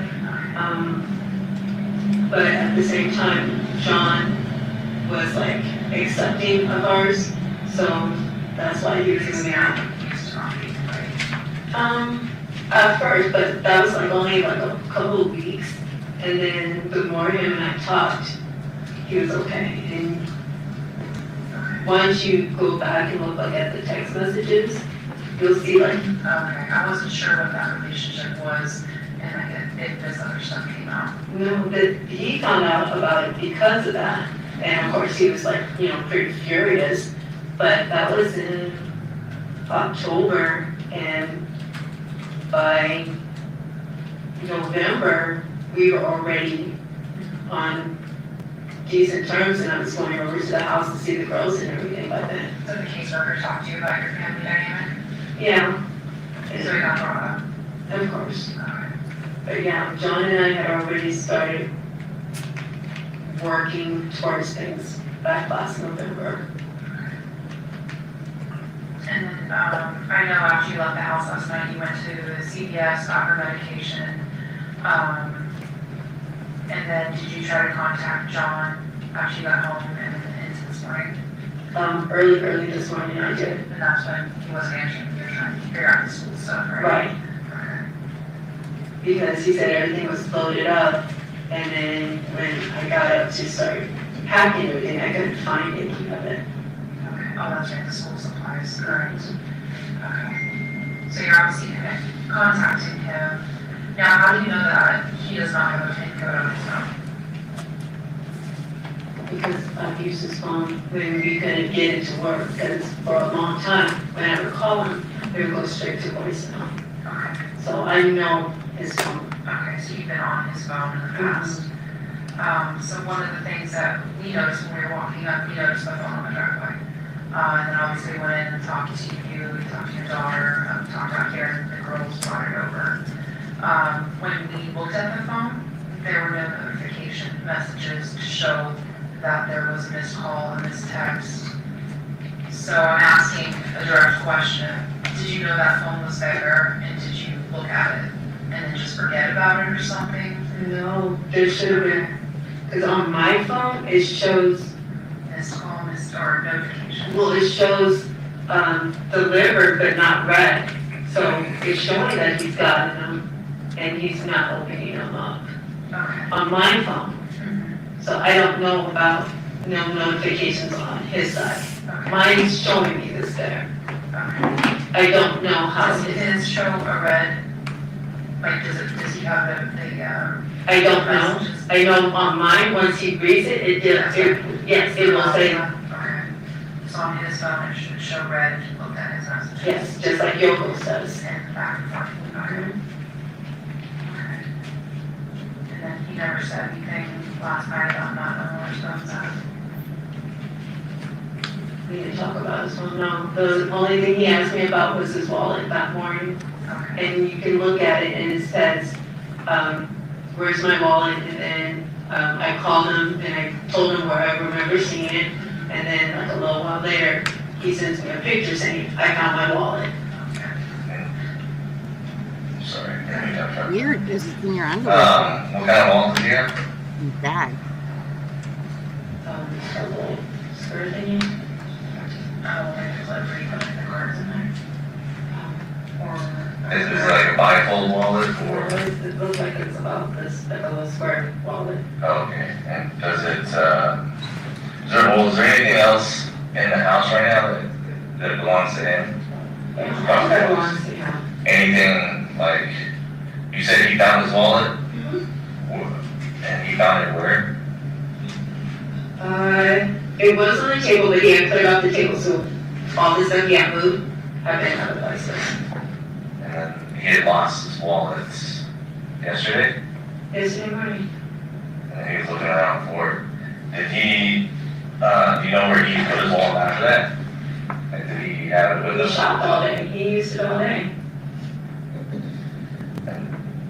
Is there anything else that belongs to him, other than the stuff that he brought over? Does he have any other belongings here, like clothes Yeah, or there's a ton of stuff here now. all of the stuff's here? Yeah. 'Cause we couldn't, because his wallet wasn't at the house, Paladura. Do you know where it would be right now? Yes, sir. And then does he carry, like I know some people carry like their social security card, medical cards? He gave me his social security card, he told me to hold on to it because it's very important, so that was in my purse, I believe I had it When did he give that to you? yesterday. Okay, It's in a black plastic folding thing. okay. He said it was very important for me to put it someplace aside. So we were sent a picture from inside. There's a picture of his wallet with his ID that was in one of the drawers in your bedroom. Okay, one of his old ones, because I have a lot of his old ones. Oh, he had like an old, what did they look like? I don't know, like I have all his old driver's license, and he had all his old stuff. And then an old wallet with the driver's license? How many do you think you have? I think I have 2 of his licenses. You're welcome. If there's one thing Are I they both love in here. wallets or Yeah, we have like old one of Devier's as well. in separate wallets? Or- No, just in separate places. Okay, where was those other ones? Like the ones for Jonathan? Where did you keep those at? In one drawer and Devier's in a different drawer. Which drawer? One's in like my drawer with like some doorknobs and stuff, and the other one's in like a nightstand for on the other side. Oh, okay. And you think you have a couple of his driver's license? I know I do, and I have them on my phone too. Oh, and why does he give you those, or why do you I have them? I know how it sounds, but he literally said, hold on to this because it's important. He literally said that. About what? Like the social and everything. And I have the EBT card, and you could see at the gas station, he handed me the EBT card and said, this is the code, and then he gave me the other one.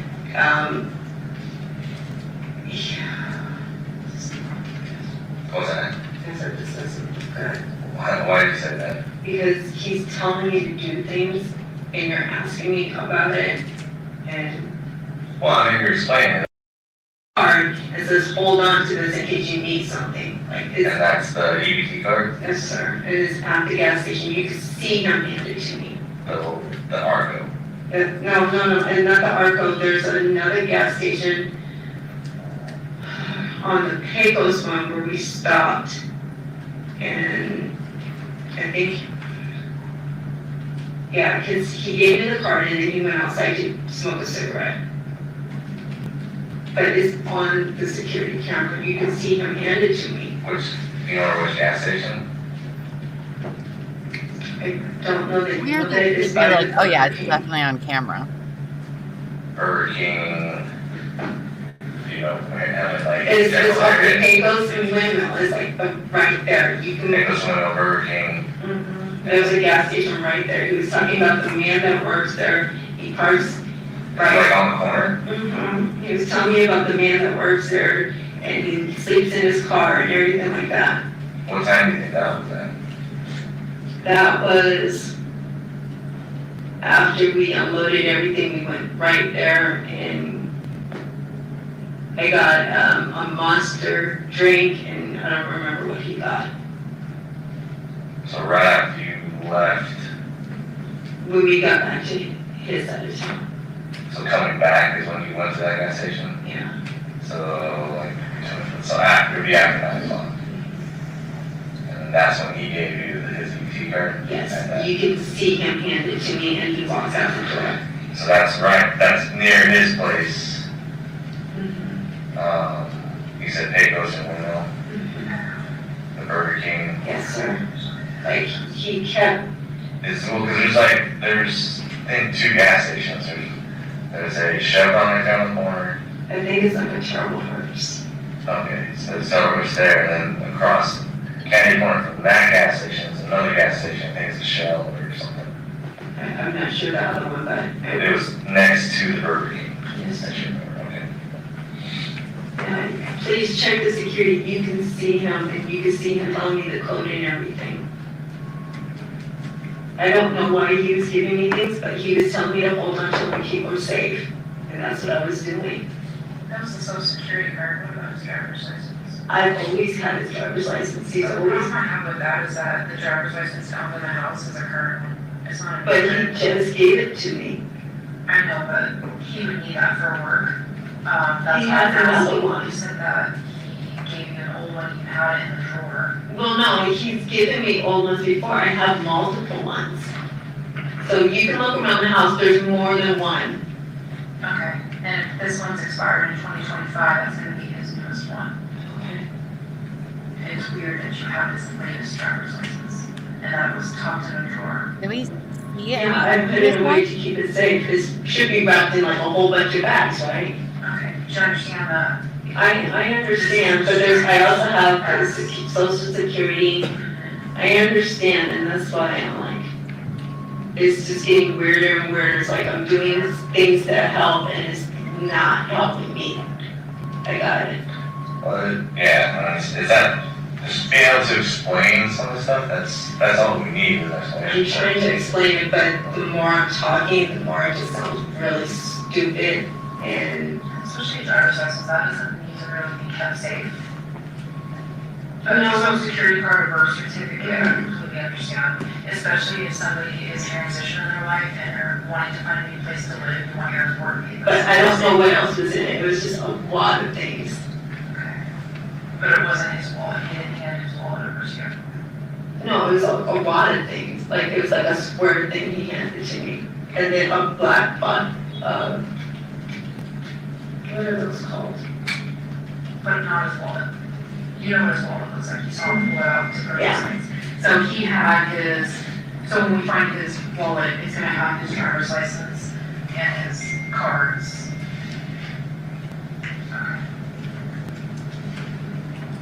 I just don't know why someone would give a driver's license to someone. But not, he didn't give you a. When John and I were together, I had everything. He had me hold on to it so he wouldn't spend money needlessly and things like that. Like And he's that's like, 10 hold years on ago. to this.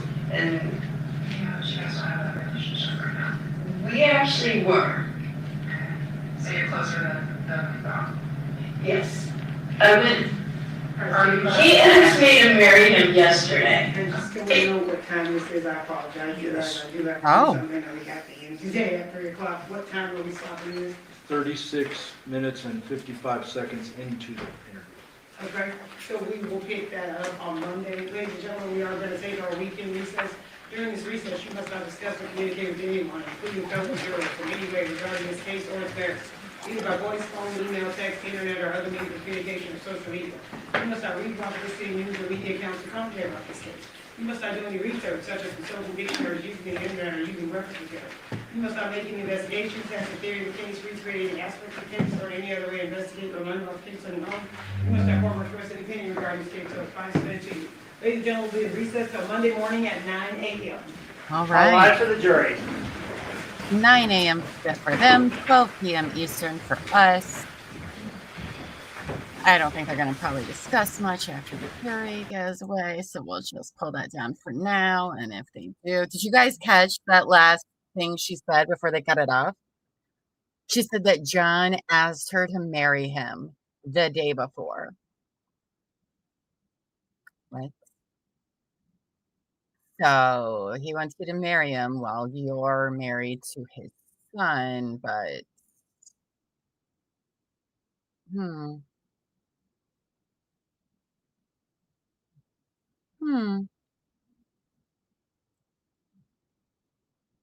Discussion or testimony with anyone, and we'll see you back here Monday morning at 9 a.m. Okay, thank you. Make the record reflect we are outside the presence of our judge. Do you guys have anything bad about that presence? Very briefly. Okay, go ahead. Yes, the manners before the court. Matter. You know, things have been somewhat purged through the course of this case. We haven't gotten any bad acts of other people and things. Now the state has played this where there's a reference to Andrea with the knife. There was other evidence to confirm that. My concern is that I should be allowed to ask a question concerning Andrea, some violent act at the house, because otherwise it's going to make her look like she's lying about Andrea, and she's not. Yeah, and I actually leaned over to Miss Griffith, and when that came out, I said, wasn't that redacted? And we both thought it was redacted. Our person missed it. So we can have a discussion about that. I get what they're saying. We'll talk No, about I it. think that it's more than fair, because at this point, I think that issue is out there based on the statements that were made in the recording. Yeah, Okay, so you guys have a discussion, and then if there's some dispute, then I'll respond to that. I don't think we'll have. Okay? And just so you guys know, I did also review those CPS records. I don't know if I told you guys, there's nothing in there that is discoverable at this time, because it's all the stuff that I kept out is basically what any of it's about. The sealed copy will be filed with the court, and I'll issued a minute order as I have reviewed that. Thank you. It's all the CPS information about all the stuff that's not allowed in this. I understand that. However, it's my understanding in the family court records, there was some sort of a concession or something that Johnathan had filed or failed to do or consented to her having custody of the girls. Well, there's a couple of references to, there's a couple statements that were signed by both of them. Like, there's a family court order that comes out in regards to who has custody of the kids, and then there's a statement that they prepared. But this is, I believe, in 2019. This is when this is dated. I mean, I still have it, I'll review it, but it's like 2019, and there's a document that is handwritten, that is signed by her and signed by Johnathan, that is notarized in regard to the change of the custody of the children. But because it was 2019 and that wasn't coming in this trial, I don't find it to be relevant. I will re-review it and look at the data. Because I believe there was something that she's informed us that concerning 2023. If I'm not mistaken, that document is from 2019, but I will look at it again because it is in there. This is the 2023 doc we proposed as an exhibit, if you want. No, what they're saying is Johnathan prepared something. I'm assuming it's those handwritten documents that you're talking about. There's a couple of documents that appear to be handwritten, but the ones I recall are signed by her and Johnathan, and there's a notary signature on there too. But I recall those being 2019. I'll re-look at them, and if it's a 23 one, I'll read them. All right, thank you. Have a good weekend. You too. Have a good weekend.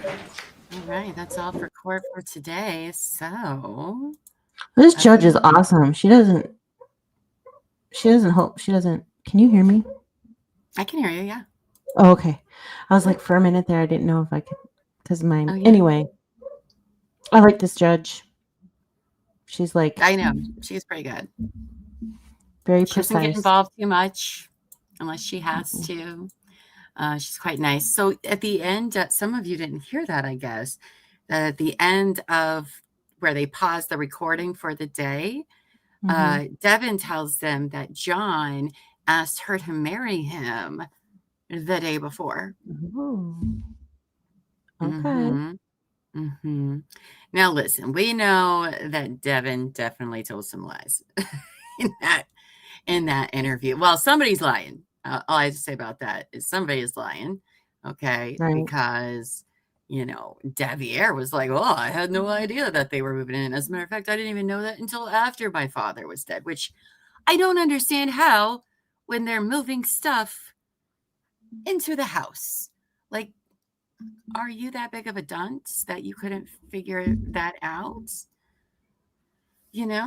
I don't know. There's a lot to think about over the weekend about this case. I don't know who's telling the truth, who's not. Things getting lost in translation. I'm really confused. All the audio really gets me. Yeah. I think we're going to try to clean some of that up a little bit, see what we can do there. Nope. I can't guarantee anything, but we'll at least look into it. I'm not complaining. I'm just, it is what it is. It's just hard to follow because it's so bad. Yeah, it is bad. It is bad. So overall today, did we really learn anything that was new or pointing in directions? I mean, we've been hearing Devyn side of things. First of all, I have a question for you.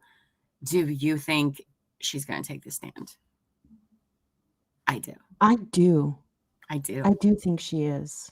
I think she's going to as well. I kind of feel like she almost has no choice to. Like, I don't know, though. I don't know if her lawyers will let her. They freaking let Robert Tellis go take the stand. True. Didn't work out for him. But I feel like at this point, Devyn really has no choice.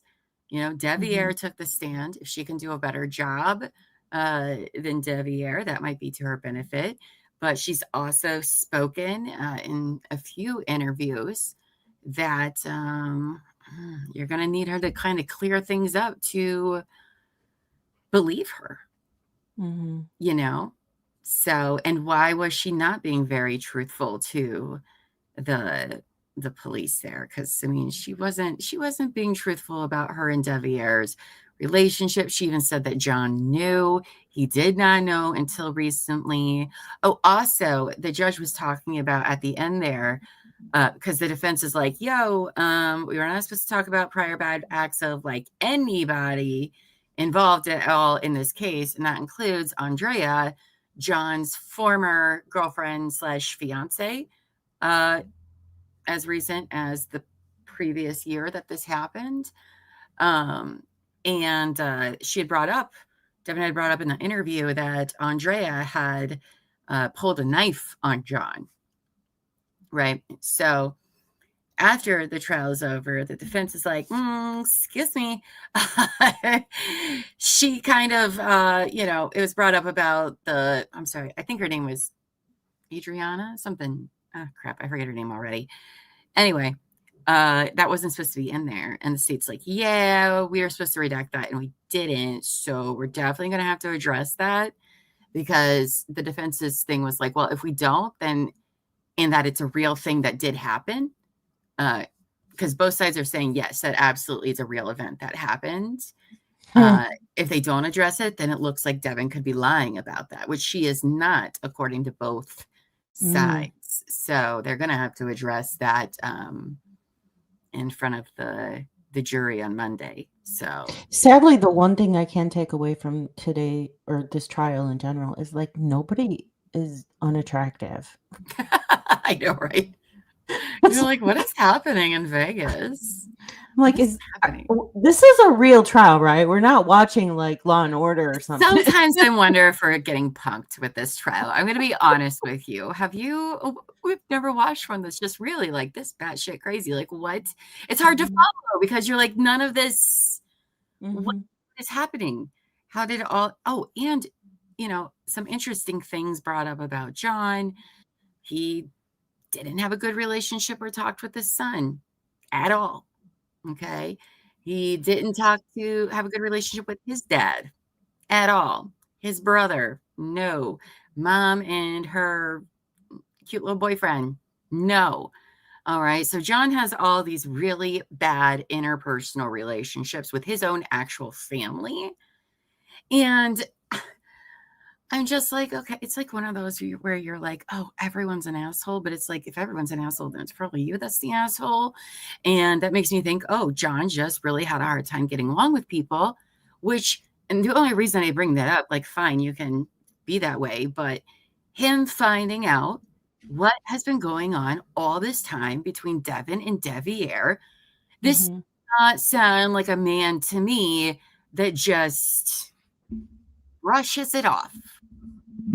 It does not make sense to me. So I don't know. I got weird vibes from him, the son. Oh, Devier? Yes. I was talking about John, though. Yeah. Like, John has no good relationships with anyone in his family, which, okay. But no, Devier, I got a lot of suspicions about him. He says, oh, I didn't know my dad was moving in and that I was going to have to move out.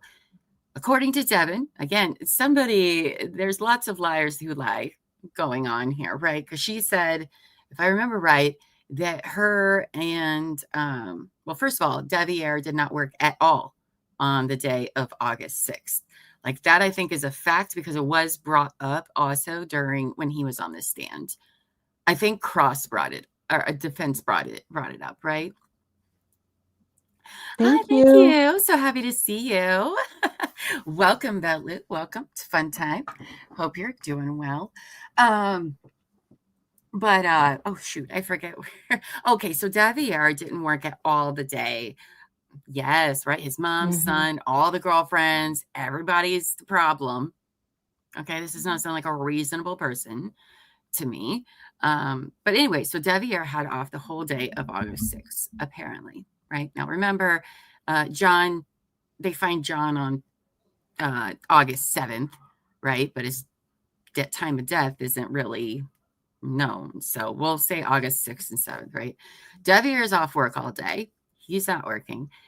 Apparently, Devyn and Johnathan spent the day before and this day moving Jonathan's shit over to her house, which when we saw the pictures of her house, did it look like people were moving in? I mean, it was messy, but it didn't look like somebody was moving in stuff. Well, like, where's all of his stuff that you guys just said you did for like 2 days? Maybe he doesn't have a lot. I don't know. Well, if he doesn't have a lot, how'd it take 2 damn days? I'm just saying, I didn't see any moving boxes in all of those, crime scene photos, unless I missed a part, but I don't recall seeing any, or even, boxes in the living room, anything. Anyway, though, the story is that he was moving in and they were spending 2 days moving his shit in, right? So it's also Devier took care of his stepdaughter/sisters that night while her and John were running back to his parents' house.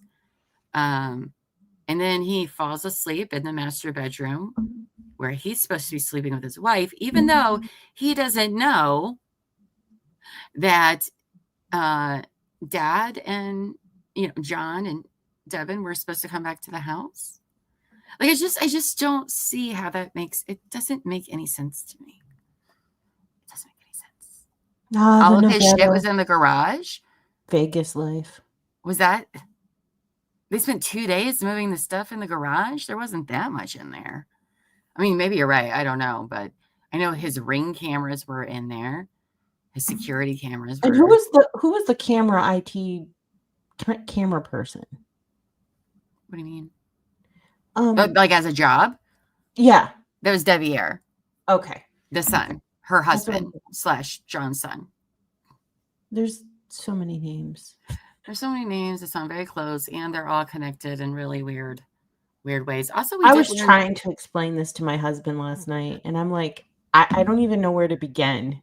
I don't know. It's so confusing and weird, and her just the whole, we had to get married, because he watched the kids a lot, and I had a lot of medical stuff going on.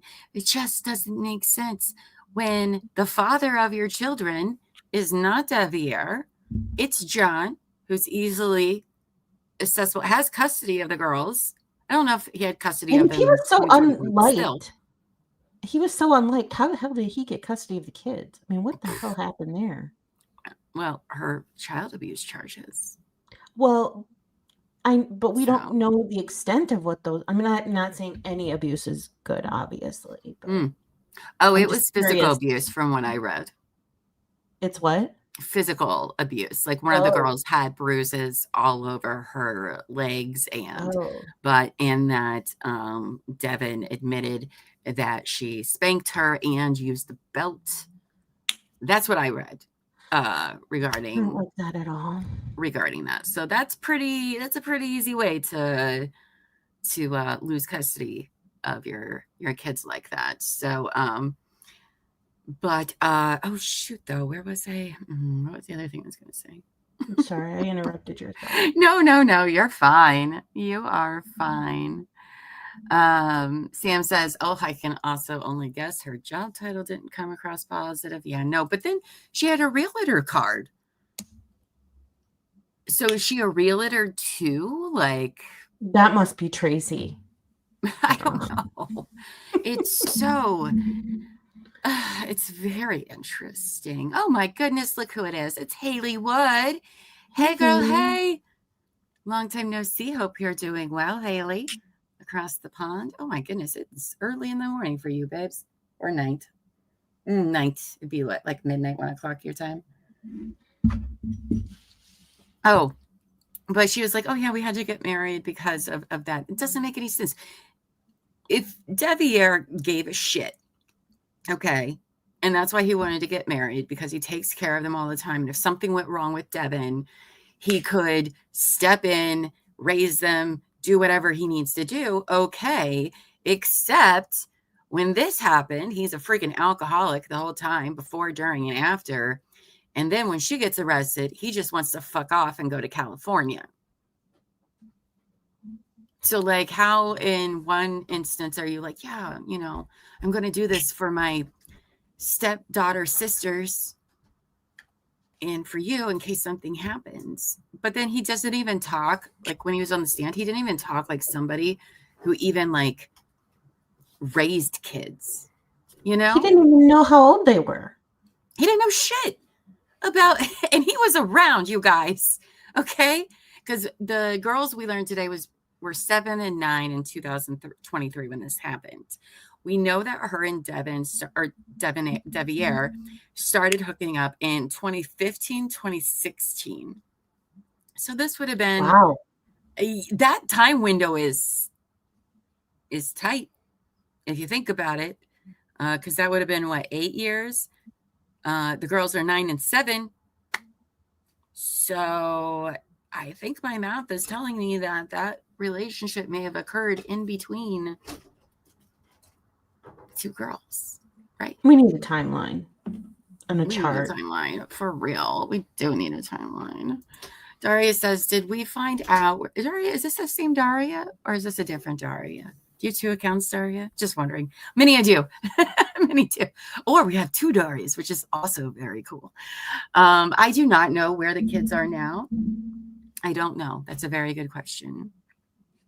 So, also, Devier hasn't even divorced her yet.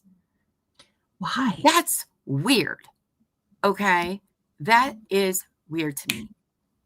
Like, she's been in jail for 2 years. You can easily file divorce papers, because, okay, fine. You filed, but she won't sign them, so you're still technically married. Okay. Except that's not what happened.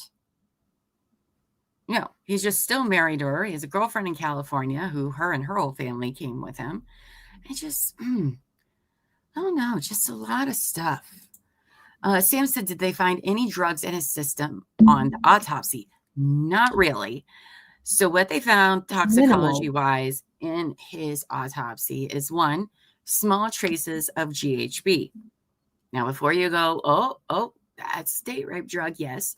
But also, when you die, your body does produce a certain amount of it. And this was within that level of what you would normally see when somebody has passed away. It was very minuscule. Okay, so they ruled out, basically, he wasn't drugged in any way.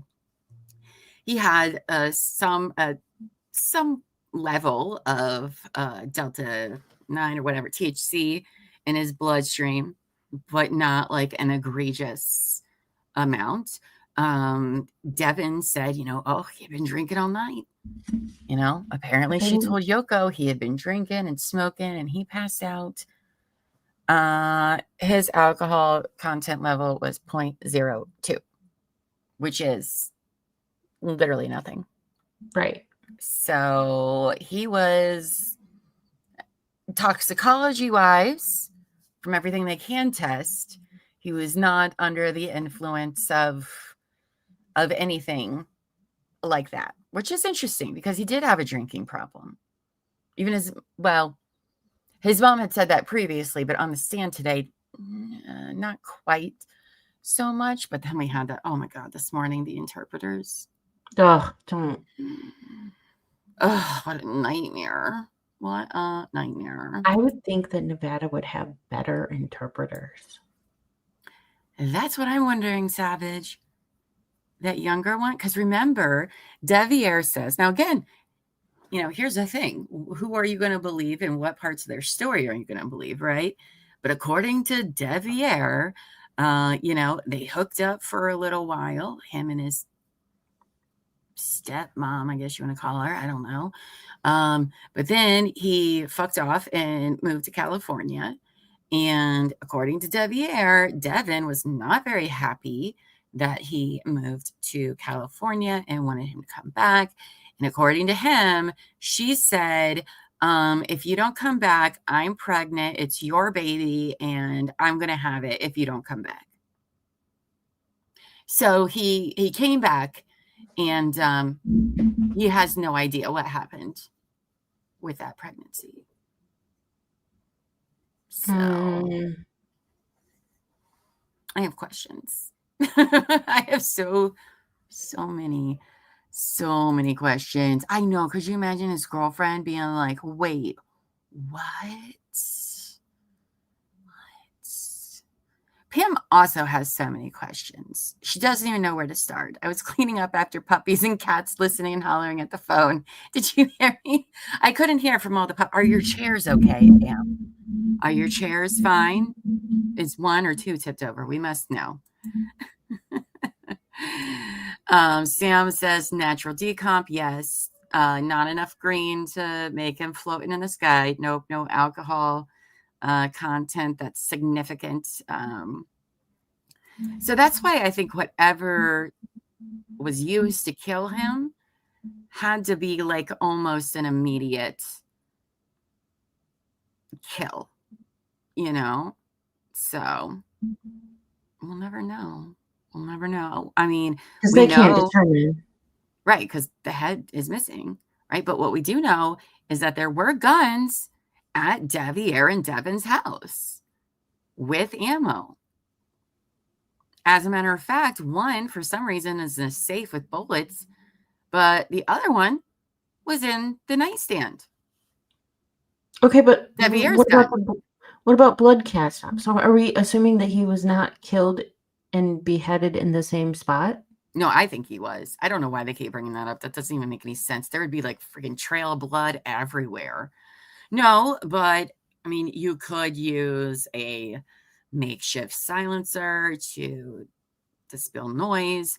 You could put something like a pillow behind, and then, you know, something along those lines. You could Thanks for probably the do. hand gestures. That really helped. I know.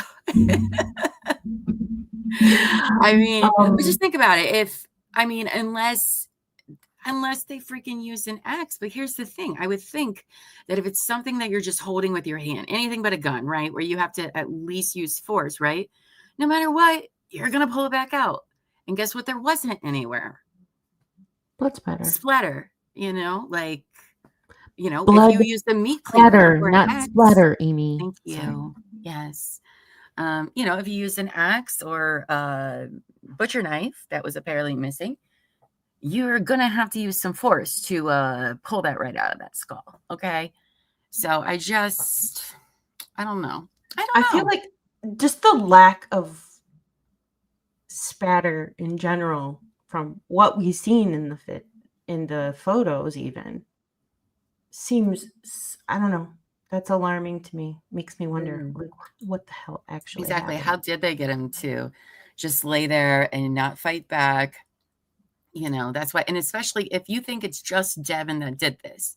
Right. She So is she's significantly smaller than he is. So he didn't have enough something- drugs in his system. No. And we're to believe that Devyn was strong enough to subdue him somehow. Yes. Whether And him not fight back. Not fight back. There's no signs of fighting back. No. And take off his head. Another thing that the anthropologist said, which I found interesting, was she said that I think, correct me if I'm wrong, chat. Correct me if I'm wrong. It's been a long freaking day. But I feel like she said that there was no false starts, which I think is very interesting. Because in a lot of like dismemberment cases we've watched, there's always false starts. Because you're not comfortable prepared or used to, mentally prepared to do that. Yeah. But this lady said no, there wasn't any, which was interesting when I heard that. But I'm still confused about what kind of saw they're trying to say could have done this. Because I would think it would need to be a little quiet one, but I don't know. I don't know what to think of any of it. Yeah. I mean, I could see, I guess what I'm saying is I can see more motive of it being Devier without Devyn, but I can see the motive of Devyn and Devier. But I am struggling with the idea of it just being Devyn. I don't, because it doesn't make, why take his head? Just her.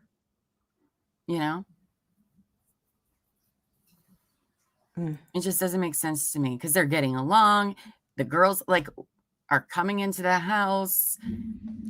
It seems like their relationship's going well because he is moving. So why, what?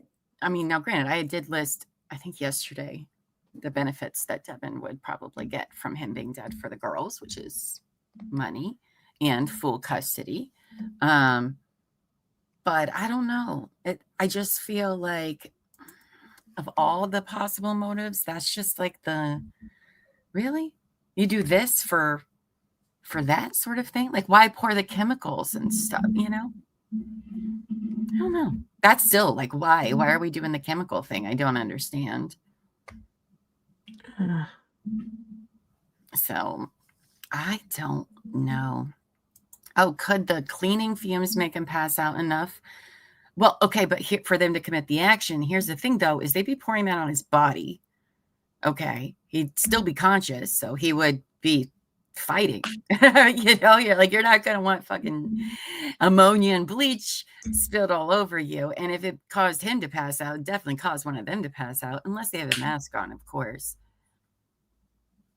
which could be. So there's that. Daria says there's a lot of rage behind a decapitation. Yes, there is. Yeah. You're not wrong. That 9 times out of 10, that's the case. I have heard cases where literally the only reason that they got rid of the head was because the bullet was still in the head. I have heard and seen cases where that was the only reason why they even did that. Of course, other ones would be like head and hands, obviously for identity purposes, but obviously that was not a factor in this case because literally he was at home. Yeah. So I don't think that one makes sense.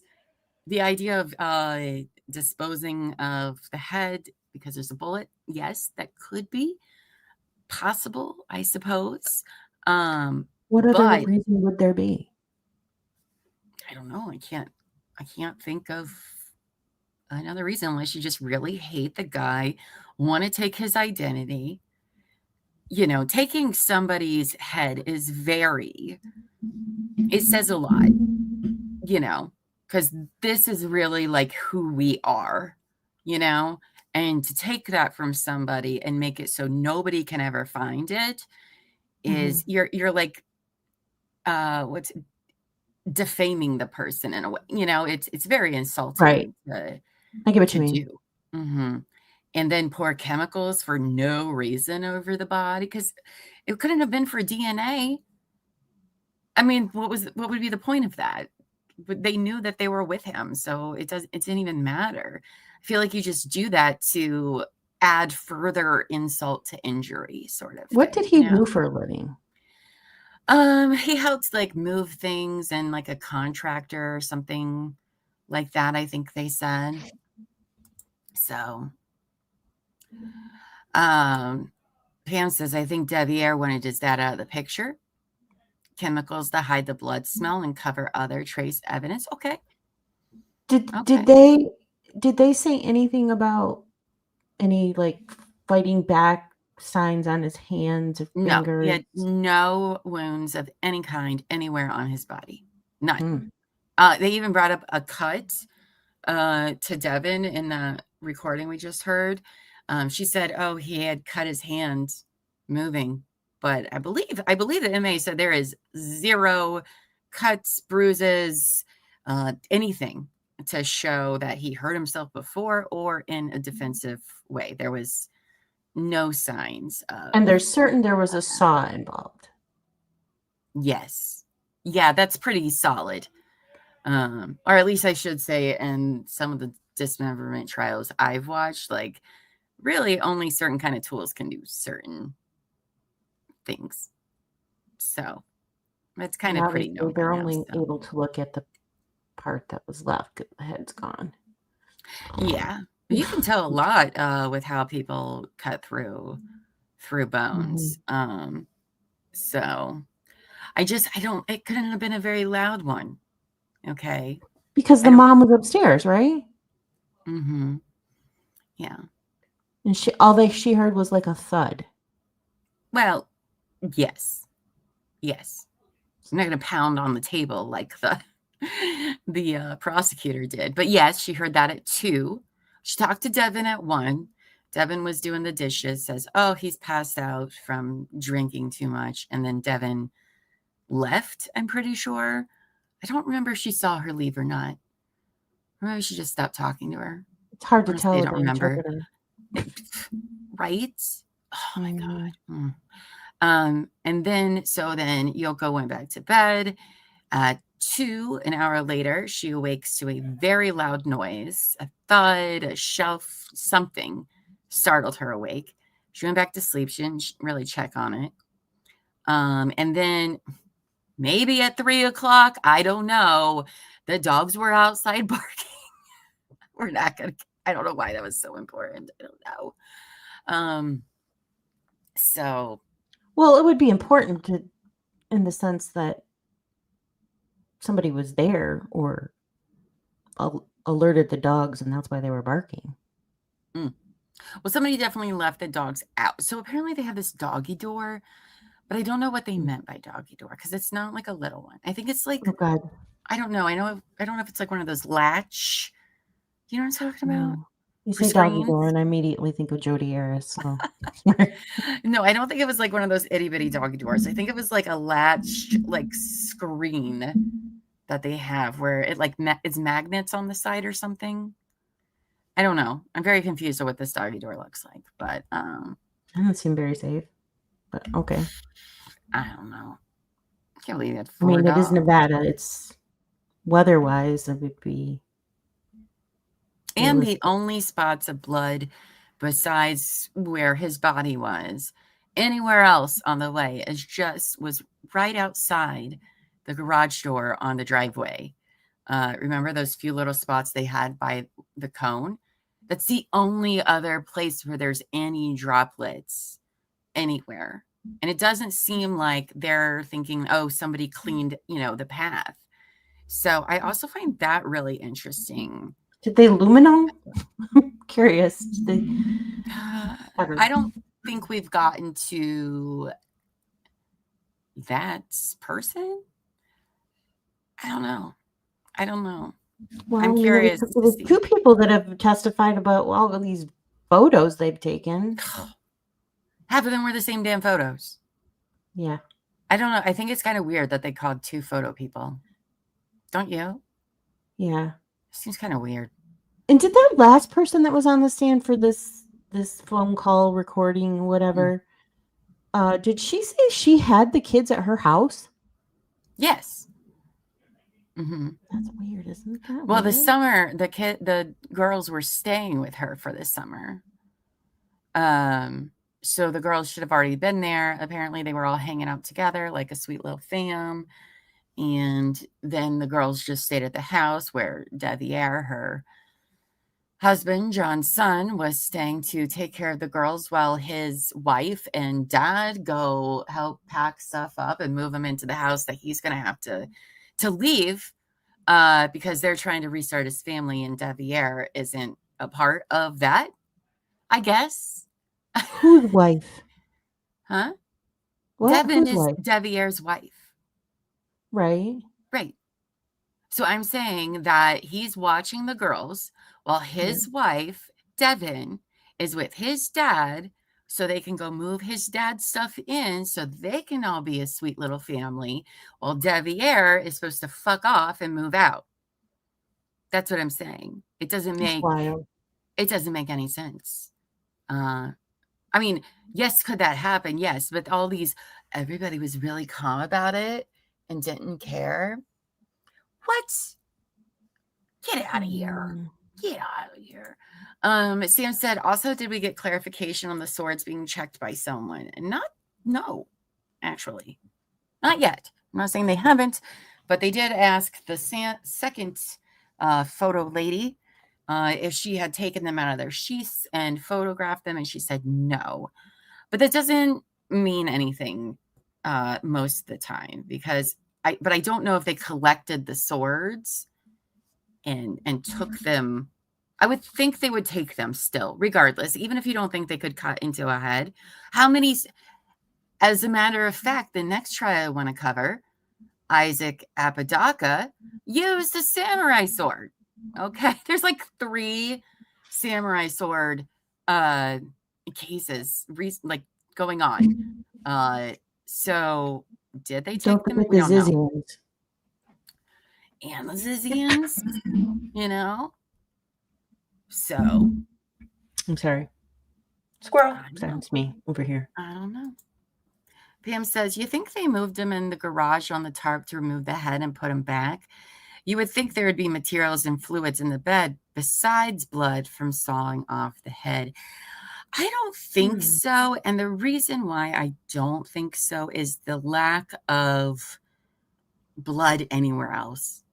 Like, that's a messy thing to do. Those photos of the bed, like, that's pretty significant for me to be like, yeah, that happened probably there.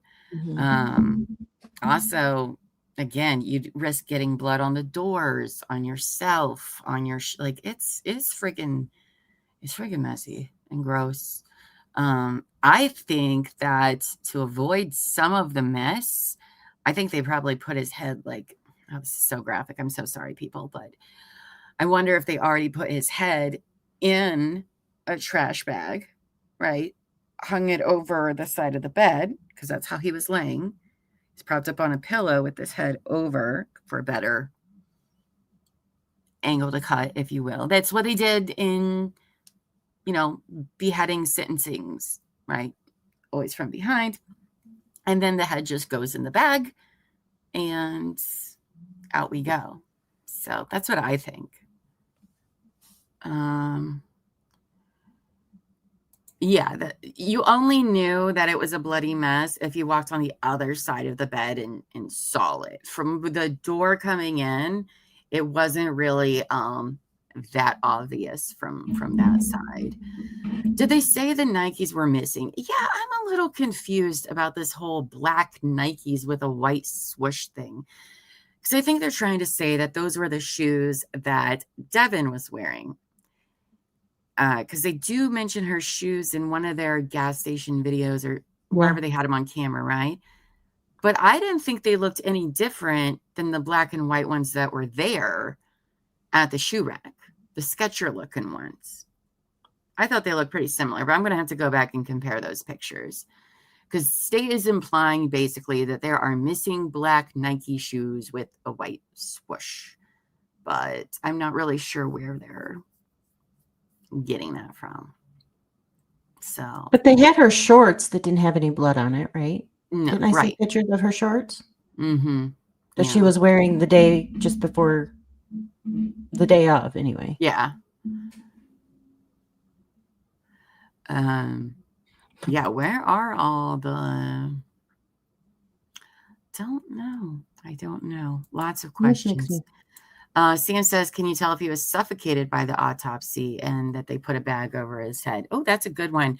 No, because I believe she said that the like hyoid bone, the normal spots that are apparent in autopsies when there's strangulation.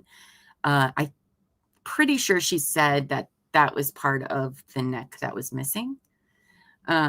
So she couldn't, and also when you strangle somebody, the muscle tissues also turn a certain color, I think she said.